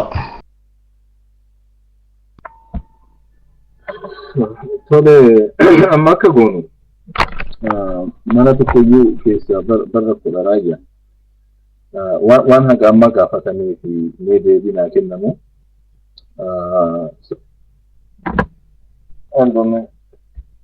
era Dr. Santaya nadagaa jirtu dhageessanii mi waan haga amma gaafatamaa turan gaafii dhageenya kama kadhumaa kan hin dhageenye garuu lakki kadhuma gaafii miti ruumii biraatu jira ruumii biraa keessatti namni gaafii wal fakkaatu qabaa carraa isaaniifis haa kenninu jedha namni irruma deddeebi'ee waan namni tokko gaafate namni biraas gaafata ati waan gootan waanuma haga ammaa dhageessanirraa wanni jettanii jiraate gargaras ni qabda fakkaatame waanuma haga ammaa jedhamirraa waan tokko jedha warra manaa tiifonni himu yoo sagantaan har'aan ga'een borichi sagantaa wal fakkaatu qabna. Boris sagantaa wal fakkaatu qabna yeroo biraatti sagantaa ni qabna kaardhaa kun walgahii qaban jarri kun dubaa dubbachuuf egaa yaa'iin kun ka'ee kalees deeggaddas walgahatuma waan kana furmaata barbaaduuf mari'ata har'aa almost sa'a 6 dura walgahii seenaa jira naan jedhe Dr. Santaayi akkuma walgahii sanirraa baheen ammallee nu waliin mari'atti jechuudha waan nyaanne waan dhugni jedhu ilma namaati dhugaadha wareegamni kanaa olis kafalamuu qaba. Ammo akkasitti walii yaadaatuma deemnu Dr. Ahmad Istiaana. Okay, ayyee dhaga'amaa sagalee kiyya. Dhaga'amaa ruumii keessa? Yaani dhaga'ama. Okay, ayyee so gaafii waa'ee income generationii waa'ee gadii dhaabbata jarmeessa kanaa fi buqqisiisuutii fi akka humni isaa yookaan gargaarsi isaa miseensummaa fi yookaan buusirratti akka hundinuu inni kan jedhusanii Dr. Santaayyoo fi Girmaa Fiddiisaa achirratti wanni yaadnan qabu jiru. Gaafiin duraa tokko ka obboleettiin teenya kaaftee kan gaafiin lammataa haala amma uumame kana rakkoo amma uumame olola amma uumame kana irra aanuudhaa fi wanni qophiin jiru wanni godhamutti jiru maal waan jedhu. Kanarratti waa lama sadii godhutti jira akka rakkoo kun uumamerraa jiru qabee rakkoo kana irra aanuudhaaf maaltu godhamuu qaba waan jedhu irratti dalagamaa jira. Tokkoffaa rakkoon sun akkamitti ka'uu danda'ee caasaa keenya keessatti maaltu rakkoo jiramoo akka itti tarkaanfii fudhatame irratti maal ta'e waan jedhu qormaanni waan san akka gaariitti keessa isaa laalee waan san xaliilchee qulqulleessuu karaa jaarmaa keenyatti keessatti irratti dalagamutti jira. Suni waan tokko inni lammataa ammoo jaarmayni kun gubbarraa haga jalaatitti akkuma dura ibsisanii jaarmayni kun haaraa rakkoo garaagaraa gufuu garaagaraa jiraachuun ni mala. Gufuu kanarra aanuu qabnaa uummanni keenya haala kan hubatee jaarmaa sistemni isaa amma ganaa lafa qabachuutti jiru muuxannoo gahaa jaarmaa wal fakkaataa keessatti muuxannoo gahaa dhabuu keenya kanarraa kan ka'e rakkoon kun bifa garaa bal'inaatiin hubatamuu akka qabuu fi uummata keenya ammoo dhugaa jirtu san gabbaafnee itti dubbannee uummata keenya wajjin haasofnee rakkoo kana qulqulleessuudhaaf irratti qophaa'uutti jirra jechuudha. Tattaaffii har'a godhaa jirru kun isa duraati. Inni guddaan ammoo karaa miidiyaa keenyaatiin namoonni dhimmi kun kallattiidhaan ilaalu karaa miidiyaa keenyaatiin dhufanii ibsa bal'aa nuu kennuuf ta'an yeroo gabaabaa keessatti jechuudha. So karaa saniinis uummata keenya dhaqqabnee olola uummata keenya keessatti faca'aa jiru akka inni uummata keenya miidhaa hin cabsinee fi rakkoo tokko uummata keenya irratti akka uumne bifa kanaan kennee socho'uutu jirra jechuudha. Tokkoffaa rakkoo keessa jiru qorannee akka gaariitti xaliichuu lammata uummata keenyatti gabbaadee dhugaa jirtu uummata keenyatti himnee uummata keenya wajjin haala jiru dhuunfachuudha fi uummata keenya dhugaa jirtu ibsuudhaaf duula godhuutti jira jechuudha. Irra jalqabnee itti fufa jechuudha karaa miidiyaa keenyatiin karaa maas miidiyaa sabquunnamtii garaagaraatiin akkasitti itti fufa jechuudha. Kanarratti yaannan qabu kanuma. Gaaffii lammataa qulqulleessa keenya kaasee waa'ee ulaagaa dalayidoota Oromiyaa Miidiyaa Neetwoorkiif dalagan bifa kamiin qaxartanii akkamitti bittattanii fakkeenyaaf namoota dur mootummaa Itoophiyaa wajjin dalagaa turan yookaan kan ilaalcha siyaasaa addaa qaban haala kana keessatti akkamitti ilaalamaa waan jiru. Kanallee gaaffii waliigalaa yookaan deebii waliigalaa isiniidhaadha. Walgahii fuuldura deemurratti ibsa fuuldura kennamurratti Oromiyaa Miidiyaa Neetwoorkii warri kallattiidhaan dalagaa sun isaan ilaaltu ibsa bal'aa kennuuf ta'anii yeroo gabaabaa keessatti garuu akka pirinsipiliititti akka waliigalaatitti Oromiyaa Miidiyaa Neetwoorkiin siyaasaadhaan walitti qabu jaarmaa ogummaati. Jaarmaa dhugaarratti hundaa'ee miidiyaa non-political waa hundarraa kan ta'e independent miidiyaa dhaabbataa. Namni tokko ilaalcha siyaasaa fedhe yoo qabaate miidiyaa kana keessatti dalaguuf mirga qaba. Hanga ilaalcha isaa ka siyaasaa san fidee miidiyaa keenyatti fayyadamee yookaan miidiyaa keenya keessatti calaqqisinitti ilaalcha siyaasaa fedhe yoo qabaate miidiyaa keenya dalaguuf mirga qabaachuu qaba. Kunis maal jechuudha? Miidiyaan keenya seera qaba. Editorial policy qaba. Gaazexeessaan tokko yookaan immoo namni gaazexaa bulchu tokko yookaan editarri tokko tartiiba gaazexaayii jala deemuu qabu jira jechuudha. Hanga tartiiba san kabajee heera san kabajee editorial policy keenya kabajee objectivii miidiyaan kun dhaabbateef kabajee nuuf dalagetti ilaalcha siyaasaa ka fedhe soo qabaate ilaalchi sun indipendentiin mirga isaati. Namni tokko ilaalcha siyaasaa ka fedhe qabaachuuf mirga isaati. Hanga dalagaa isaatii fi ogummaa isaatiin siyaasan isaa sun walitti laaqamtee rakkoo nutti fidinitti jechuudha. So namoonni ilaalcha siyaasaa addaa qaban yookaan kaayoo biraa qaban miidiyaa kana keessa dhufanii gaafa isaan kaayoo isaanii sanii fi ilaalcha siyaasaa isaanii san miidiyaa keenya keessatti calaqqisuuf tattaafatan takkaawwan akkasii yoo mul'ate heera qabna jechuudha. Heera isaan qabu qabnaa heera lafa kaa'anne qabna jechuudha. Heera saniin qabamanii adabamanii yoo waan sanirraa kan deebiin akka ta'u ta'e miidiyaa keenya wajjin dalaguu danda'an jechuudha. Heera kontiraata duraan wajjin mallatteessanii san diigan jechuudha. So kanaafuu waliigalatti kaayoon keenya in principle waan kana of keessaa qaba jechuudha. Keessatti garuu heerri sun maal jedha waan jedhu abbaan dalagaan kun qaaman ilaaltu editorial board chief editor in chief jechuu wayyaa inni dhiyaatee waan jiru hundaa fuuldura akka ibsu abdiin qaba. Gabaabinatti qabxiisan ilaalchisee wanni ani dabalu kanuma gaaffii sadaffaarra kompozitiin keenya kaafte waa'ee galiidhaatii fi sanirratti Dr. Sintaayyoo dabarsaa galatoomaa gama kiyyaan. Okay, Dr. Ahmad da kullum galatoomii bal'inaan ibsan of kennite. Ani gama gargaarsa gama fuulduraatiif gargaarsumaan itti fufuu hafees immoo Oromiyaan miidiyaa neetwoorkiin if danda'eetii haala itti danda'u fuula dura deemaa yaada itti tokkotu ka'e. Wanni yaadni kun gaaffii sun gaaffii gaariidha. Gaaffii gaafatamuu qabduu fi uummanni illee waan beekuu qabu. Oromiyaan miidiyaa neetwoorkiin akkiin amma itti ijaaramee jiru akka public miidiyaati. Public media waggaa jennu warreen North America keessatti beekan ta'a. Radio public radio kajaanii jira PBB Public Broadcasting Center services kaju PBS waan haala akkasiitiin kun jechuun gargaarsi uummataa fuula duraa illee immoo barbaachisa. Ammoo garuu akka ammaa kanatti 100% gargaarsa uummataa qofa irratti kan hundaa'uudhaaf hin ta'u Oromiyaan miidiyaa neetwoorkiin haala adda addaatiin galii itti danda'ee sagantaa isaatillee ol guddisee sarbiisa isaa waan amma ta'aa takka kennaa jiru kanarratti itti daballee guddisnee babal'isaa waggaa deemuutti akkuma amma obboleettiin keenya dubbatti koomershaal lafaa godhamuutu jira ta'a. Sponsorshiippiin fuulduratiin dhufa ta'a. Giraantiin adda addaatillee ni dhufa ta'a. Sana irratti hojjechaa jira. Kana qofas miti piroodaaktii nuti amma pirooduus godhaa jiru niwusiidhaa fi piroograama tokko piroograama adda addaati. Piroograamota kanallee haala fuulduratti akka sabiskiripshinii namni akka itti ilaaluu danda'u sanirratti illee hojjechaa jira.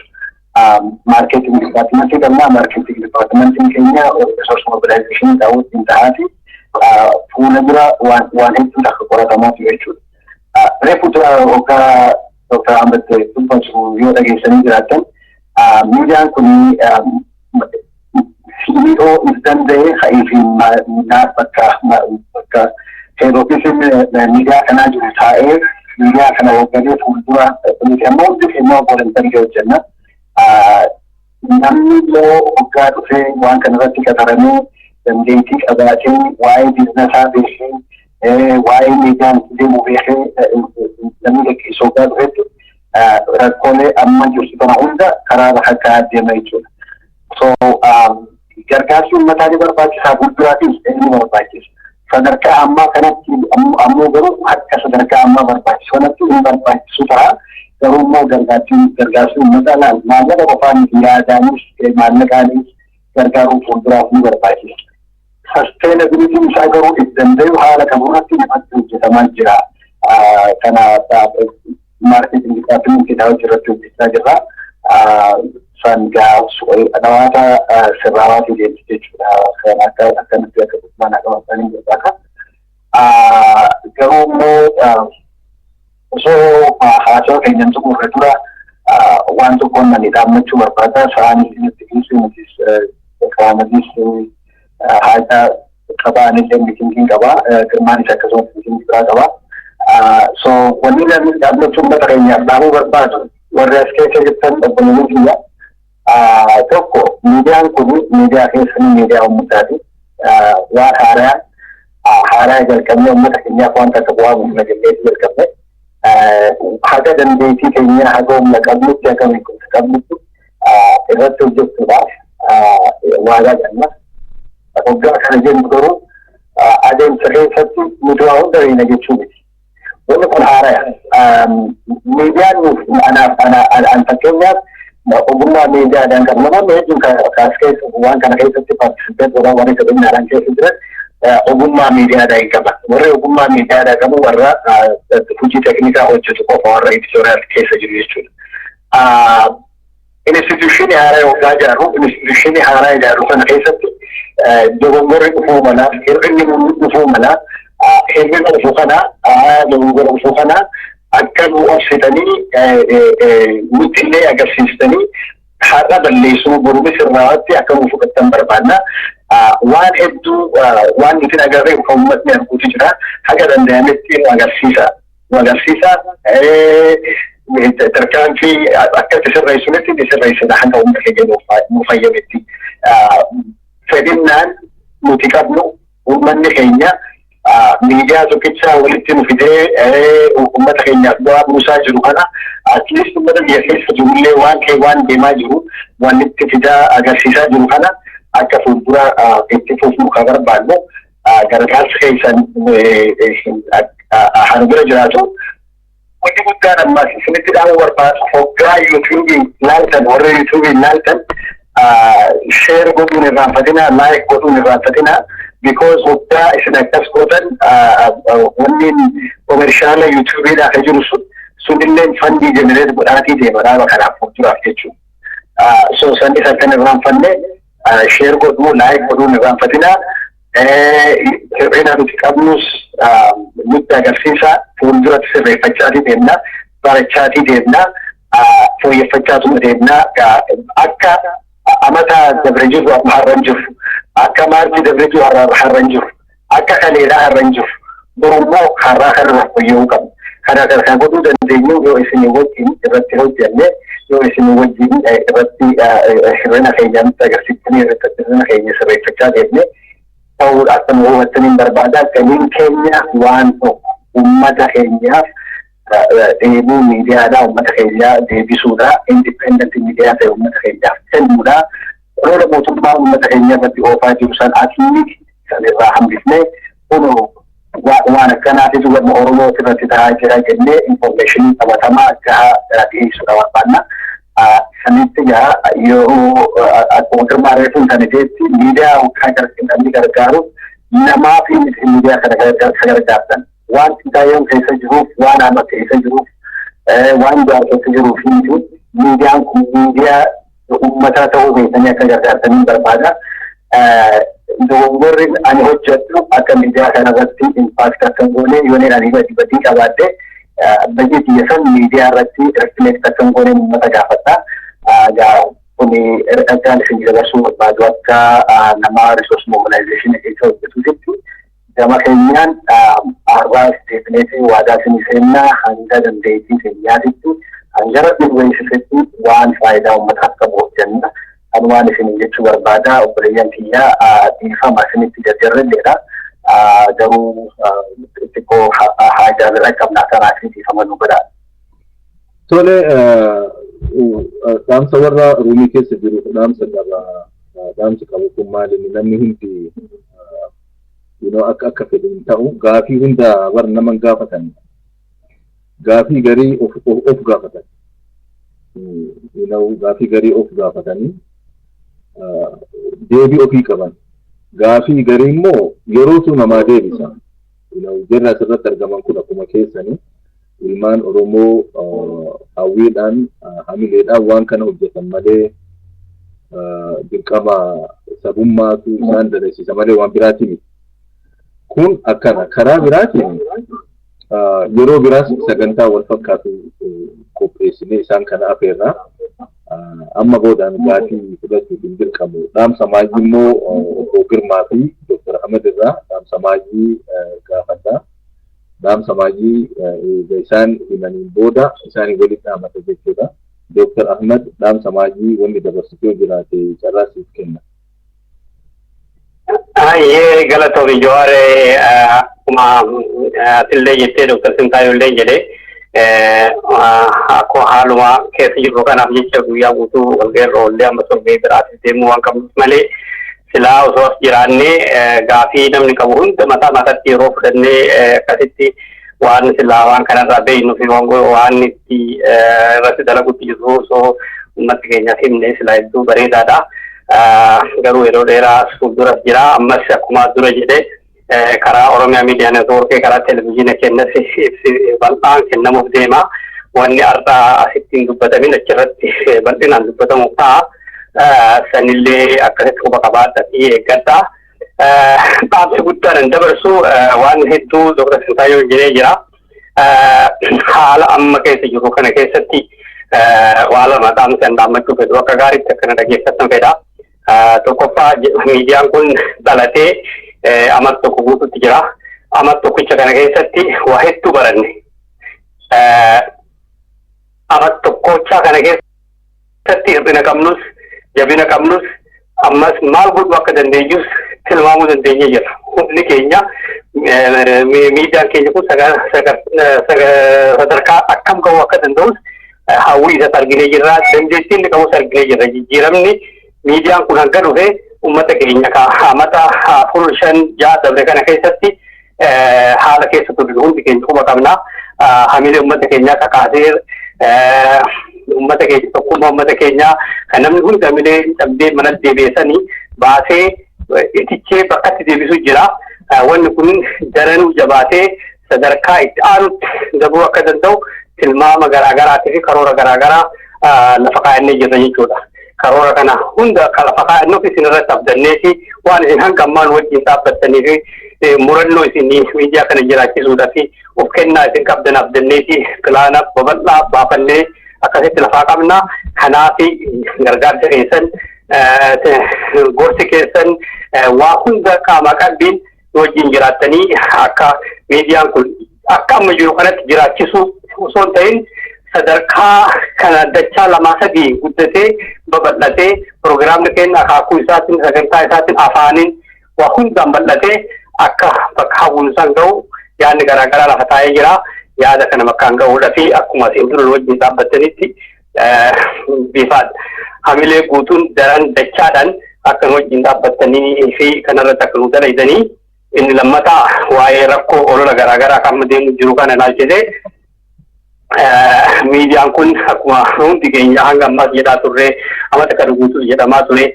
Miidiyaan kun waan Oromoo qabdu keessaa piroojeektiin Oromoo qabdu keessaa yeroo ammaa kana keessatti yeroo addunyaa nama keessa jirtu keessatti waa hunda caalaa meeshaa waa hunda caalaa barbaachisaati.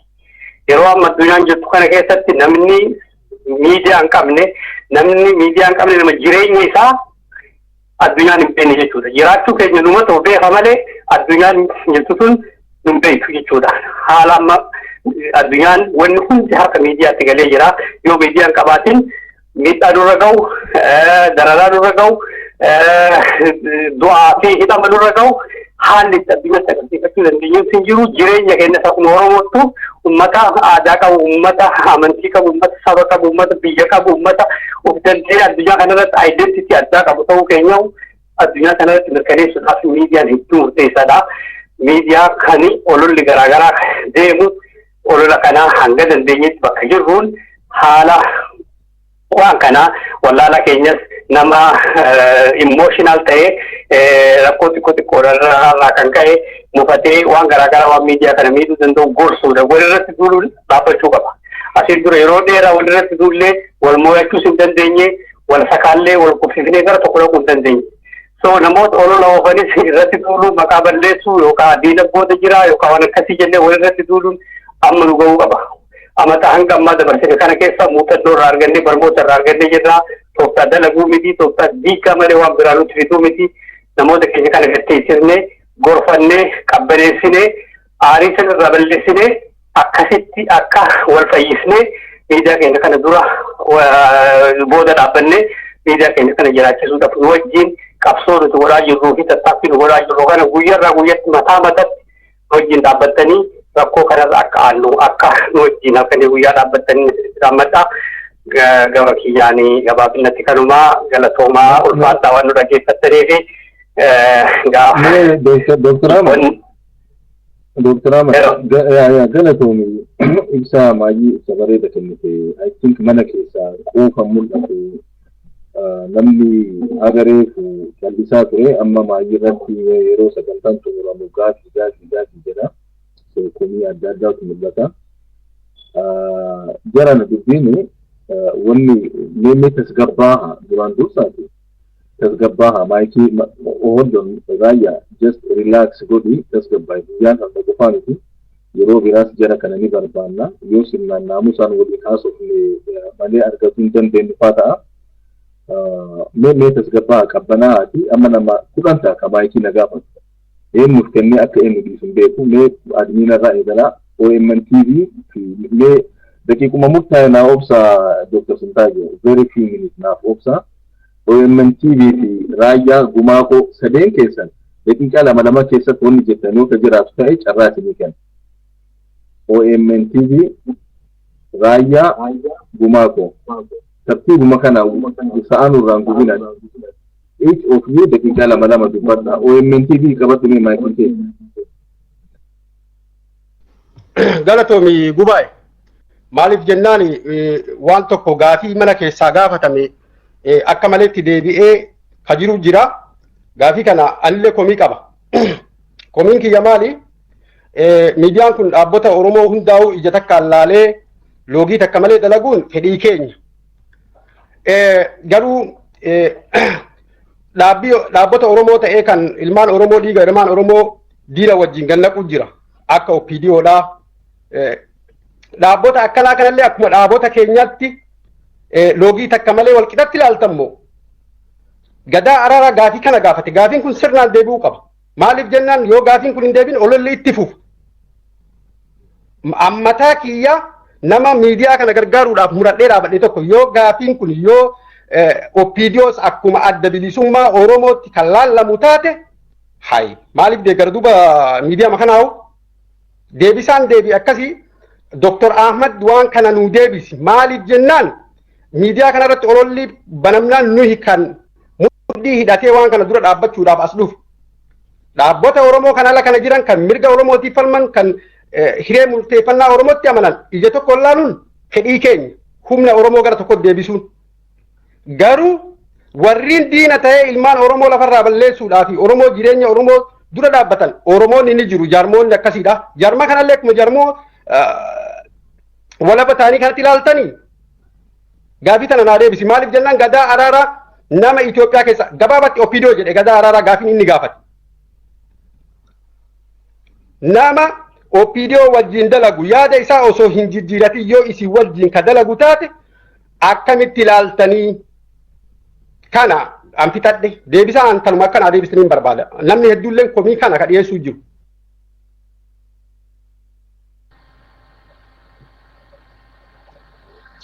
Nama buuchirra jira fakkaate.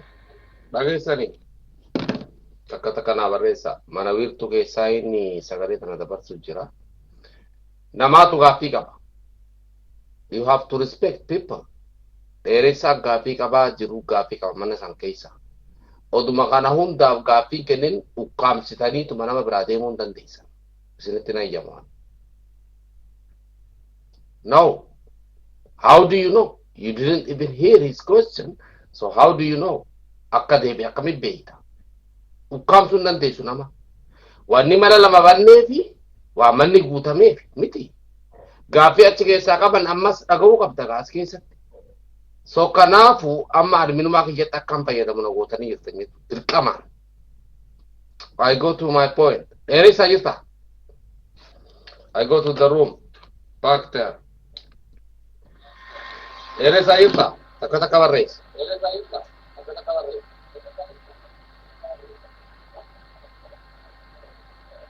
Okay. Qabadhu itti fufu. Maayikiin keeti. Achi keessaa itti fufu.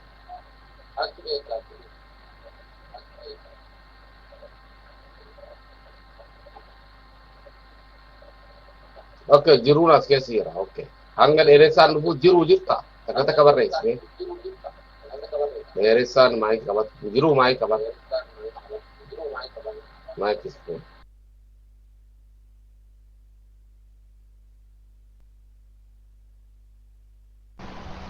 Aadaa galatoomii tanan alachuuf aadaa sirrii goote gaafii mana kana qofarraa himite manachaan irraas ta'uu qaba. Dura waa takka jeetiin gaafuma takkaan qaba gabaabsee gubaa. Dr. Ahmad Reefuun tana waa'ee gartee nan politikaal organizationaa ka'ee wanna ta'e politikaasaa miidiyaa kanarratti calaqqisuu baannaan namuu hojjechuu ni danda'a kan jiru kaasee ture. Garuu bikka sanitti waa sirreessuu barbaadeeti sirra beekee osoo hin taane miidiyaa keenya kanarratti waan akkasii calaqqisuu jechuurra miidiyaa uummata Oromoo yoo jette gaariidha Dr. Ahmad. miidiyaa uummata Oromoo miidiyaa keenya jechuudha. Maaliif namaaf akka biraa waan galuuf bika san nu sirreeffadhu miidiyaa keenya. Gara gaafii tiyyaa guundeebu naannawaan an jiru kanatti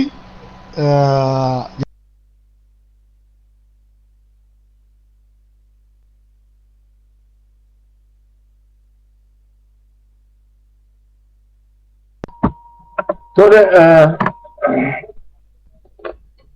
bueno, nadagetu, Dr. Aman nadageta. Amma si daga. Okay, wanni guddaan gaafatame ka reefu ijoon dubbii ka reefu gaafatame sani ka OMN TV gaafate waa'ee OPDO kaasee waan gaafate dhaaba siyaasaa hunda hin deeggaruu hin balaaleffatu miidiyaa siyaasaa irraa walabaa waan jedhu sani kanarraa namni komii qaba jechuudha. So kanarratti waan jettu yoo ka jiraatu ta'e sagantaa biraa qaban amma sagantaa kanaaf fiixuun dandeenyu isin jarjarara jettanii mana keessaa namni gaafii maayikii maali jedha dhaamsa kana dhaammadhaatii anis mana walitti dhaammadhaa itti aanii Dr. Ahmad. Ayyee galatoome Jowaar gaafiin ka'ee waa'ee dhaaba OPDO ilaalchisee jaarmeen kuni akkamitti ilaalaa waan jedhu ani irra deebi'ee jiraatiin dura dhaabni kun dhaaba siyaasaa tokkollee hin deeggaru hin balaaleffatu duras hin dhaabbatu. Dhaabni kun jaarmeen kun yookaan miidiyaan kun wali dhaabbateef roorroo uummata Oromoo sirra gahaa jiru. Dhumaatii uummata Oromoo sirra gahaa jiru addunyaa saaxiluu roorroo uummata keenya addunyaa agarsiisuu saba keenya agarsiisuu miidhaa uummata keenya irra jiru agarsiisudha wanni hin dhaabbateef kaayyoon isaa guddaan kana. Dhaabni siyaasaa tokko fedhuu OPDO ta'a fedhuu dhaaba biraa ta'a uummata Oromootitti roorrisa yoo ta'u ta'e uummata Oromoo miidhaa yoo ta'u ta'e jaarmayichaa miti wal ilaalu dalagaa isaati. Yoo dalagaan isaa uummata Oromoo irratti miidhaa fidu uummata Oromoo hidhu uummata Oromoo dararu uummata Oromoo ajjeesu ta'u ta'e gocha isaa san saaxilla jechuudha. Gocha isaa san addunyaaf agarsiisa jechuudha. Gocha isaa san uummata Oromootiif ibsina jechuudha. Malee dhaabicha kana deeggarree lakkii dhaaba kana wajjin dhaabbannaa waan jiru deemee siyaasaa san keessa hin jiru Oromiyaa Miidiyaa Neetwoorkiin. Wanni nurratti xiyyeeffannu dhuunfaanis ta'ee akka nam tokkootis ta'ee akka jaarmayaattis ta'ee akka fedhattuu namni ijaarame tokko uummata Oromoo irratti roorrisee uummata Oromoo miidhutti jira moo uummata Oromoo cunqursutti jira. So gocha uummata Oromoo irratti ta'uu fi namoota of ijaaran gargar baasnee ilaaluu danda'uu qabna. Kanaaf dhaabni tokko OPDO uummata Oromoo hidhee ajjeesee dachirraa buqqisee uummata Oromoo miidhaa irraa gahaa yoo ta'u ta'e haga Oromiyaa Miidiyaa Neetwoorkii dhaabbate wanni Oromiyaa Miidiyaa Neetwoorkii irratti dalagaa ture guddaan kana isaatu jira jechuudha. Malee dhaaba kanatti Oromoo ta'a dhaabni kanatti Oromoo taane yookaan dhaaba kan inni balaaleffannaa dhaaba kana inni deeggarraa wanni jedhu kaayoo jaarmayicha kanaa keessa hin jiru. Jaarmayni kun siyaasaa hundarraa bilisa dhaabbata siyaasaa ka uummata Oromoo arguu fedhan ka uummata Oromootti sagalee isaanii dabarfachuu fedhan ka uummata Oromoo dubbachuu fedhan jaarmayni kun akka danda'etti fuuldura sagantaa isaa babal'ifatee akka hiree akkasii jiraatee uummata Oromootti dhaamsanii dabarfachuu akka danda'an haalli fuuldura ni anjaata gaafa jajjabaannee humna godhannee gatteenya jechuudha. Ammaafi jaarmayichi kun dhaaba siyaasaa tokkollee akka balaaleffannes akka turan dhaabbannes beekuu qabna. Wanni nu irratti xiyyeeffannu gocha isaaniiti jechuudha. Kana gabaabinatti wanni jechuu fedhu. Taayoo Dr. Waan akka jiru asirratti waan gabaabaa. Okay, tole. I just maaliif walaba taanee kan jedhu irratti sirriitti ibsina waan kana. Maaliif walaba taanee siyaasa dhaaba siyaasaa yookiin yaada siyaasaa waliin. So nyaata jennu immoo dhaabbolii Oromoota baay'eetu jira. Miidiyaatiin OPDO yaannee warra kaan yaada adda addaa namoonni baay'ee kan deeggaru jiru. Garuu yaada eenyumaan hojjennu siyaasan gaggeessinu nuti Oromoodha. Oromummaadhaan dhaabbannee Oromoodhaan dhaabbannee kan jedhamaa jiru. ta'uti mootummaa wajjin kan hojjechaa jiru fiduu himtu ummata miidhaarra naa ummata keenya lafarraa buqqisan innaa bartoota keenya nyaachisan maal Oromoon maal gochaa ture asin mangafadha maal gochaa ture maaliif uggurame maaliif Oromoonni yeroo tokko goromuudhaaf $5,000 baatanii maaliif gurguran addunyaa irratti kan saaxilamanitti kana baruun irra jira ejaa nuti sodaataneef ejaa nuti Oromoof dhaabbanneef so asirratti eenyumtu waan nu mirkaneessu akka inni keenya keessa kan adiinsuun irra jira hundumaan ilaaluun danda'ama. Akka walaba taane garuu immoo akka Oromoof dhaabbanne namoota maqaa dha'uun barbaadu namaan dhaabbannee nama jalatti hirkannee kan Oromoo miidhuu osoo hin taane dhuguma walaba taanee Oromoo hunda walqixxeetti tajaajiluuf warra siyaasaa ta'uu warra intarviiyuu godhan jedhanii karaa hundumaanuu ibsa isaanii kan dhiyeessineef oduu naa qaban kan dhiyeessineef isinuu agartaniif eenyu akka ta'aniif eenyu akka hin taane hundumaa walqixxee tajaajillaa walqixxee tajaajiluuf immoo nuti siyaasa irraa walaba ta'uu nu jiraa kan jedhu irratti malee nuti wajjin hariiroo akka hin qabne mootummaan iyyuu nu mirkaneessa nu bira jiru nama isaan wajjin hojjetan nama isaanumtu qaxaranii hojjetan OMN ilaalan jedhaniitu hojiirra ari'anii hojiirra ari'uu qofa miti lammaffaa hojiirra adda ari'amee booda namichi tokko deebi'ee ammas ilaalan jedhanii duraan mootummaadhaaf hojjetan mana hidhaa galte waan akkasii baay'eetu jira. So atiin Oromoon hundumtuu waan jedhutti fakkaata waan akkasii irratti OMN maal akka ta'e OMN akkamitti Oromoodhaaf dhaabbate. Sanaan jechuu barbaada. Atiin yeroo baay'ee nutti deemeera nuti amma akkasuma OMNidhaaf maallaqa guruudhaaf namni nu eegaa jira. Gargaarsa keessaniif yeroo keessaniif yaada keessaniif baay'ee isin biratti gochuu barbaanna. Baay'ee we don't have any words to say thank you. Isinin dhaabbannee isinin asirraa fuulduratti jiraachuu kan dandeenyu si wajjin saba keenya. Kana nuuf hubataa baay'ee galatooma. Tole galatooma bar roomii keessa warri jirtan wanni himamaa ture dhaaba siyaasaa tokko hin dhaadheessu hin balaaleffatu miidiyaa walaba ta'ee rakkoo Oromoo dubbata. Bara OPDO kan isintu jechaa jira malee isaan maqaan hin dhoofne hin jenne isintu jechaa jira. Warruma ruumii keessaatu isintu jechaa jira malee isaan waan kana jechaa hin jiran. Duuba kanaaf miidiyaa independent walaba ta'ee rakkina Oromoo irratti xiyyeeffatee keessaa fi alatti addunyaa irratti mul'isuuf hojjetu kun maaliif isin dhukkubsa? Dirqama dhaaba an fedhu jalatti haa ta'u ilaalcha an fedhu jalatti haa ta'u kun waan fakkaatu daranuu ni diiga. Wanti miidiyaa kana jabeessu wanni uummanni Oromoos fedhu miidiyaa walaba ta'ee yaada uummata Oromoos ta'ee uummata Oromoodhaan wal fakkaatu addunyaa fi biyyattiisa keessatti calaqqisa. Miidiyaa akkasiiti ka Oromoon hawwaa ture ka addunyaanis nuuf hawwaa ture jechuudha. Kanaaf kun akkasitti haalaalamu waan isaanii jedhin afaan isaaniin kaahinaa amma booda isaan walgahii biraa qabanii an osoo akka fedhii kiyya halkan kana guutuu kennee osoo waliin haasofni fedha maayifii isinii kenna. Osoo keessummaa afeertanii keessummaan dhufee osoo dubbataa jiru isin dubbatuu feetan. Keessummaan dubbataa jira isinis dubbatuu feetan. Maayikii tokko jira maayikii tokko ka keessummaan dubbataa jiru isinis gaafattan.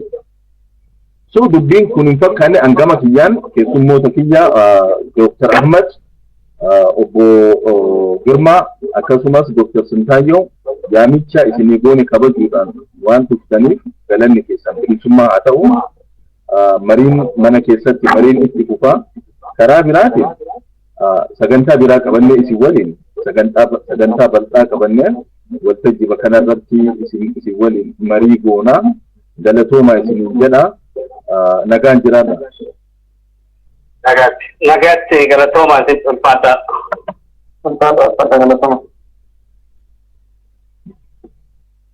So warri mana keessa jirtan argitee yaada wal jijjiiruun ni dandeettanii. An gama kiyyaan fixadhe sagantaa biraa ni qabanna. Sagantaa biraa qabanna.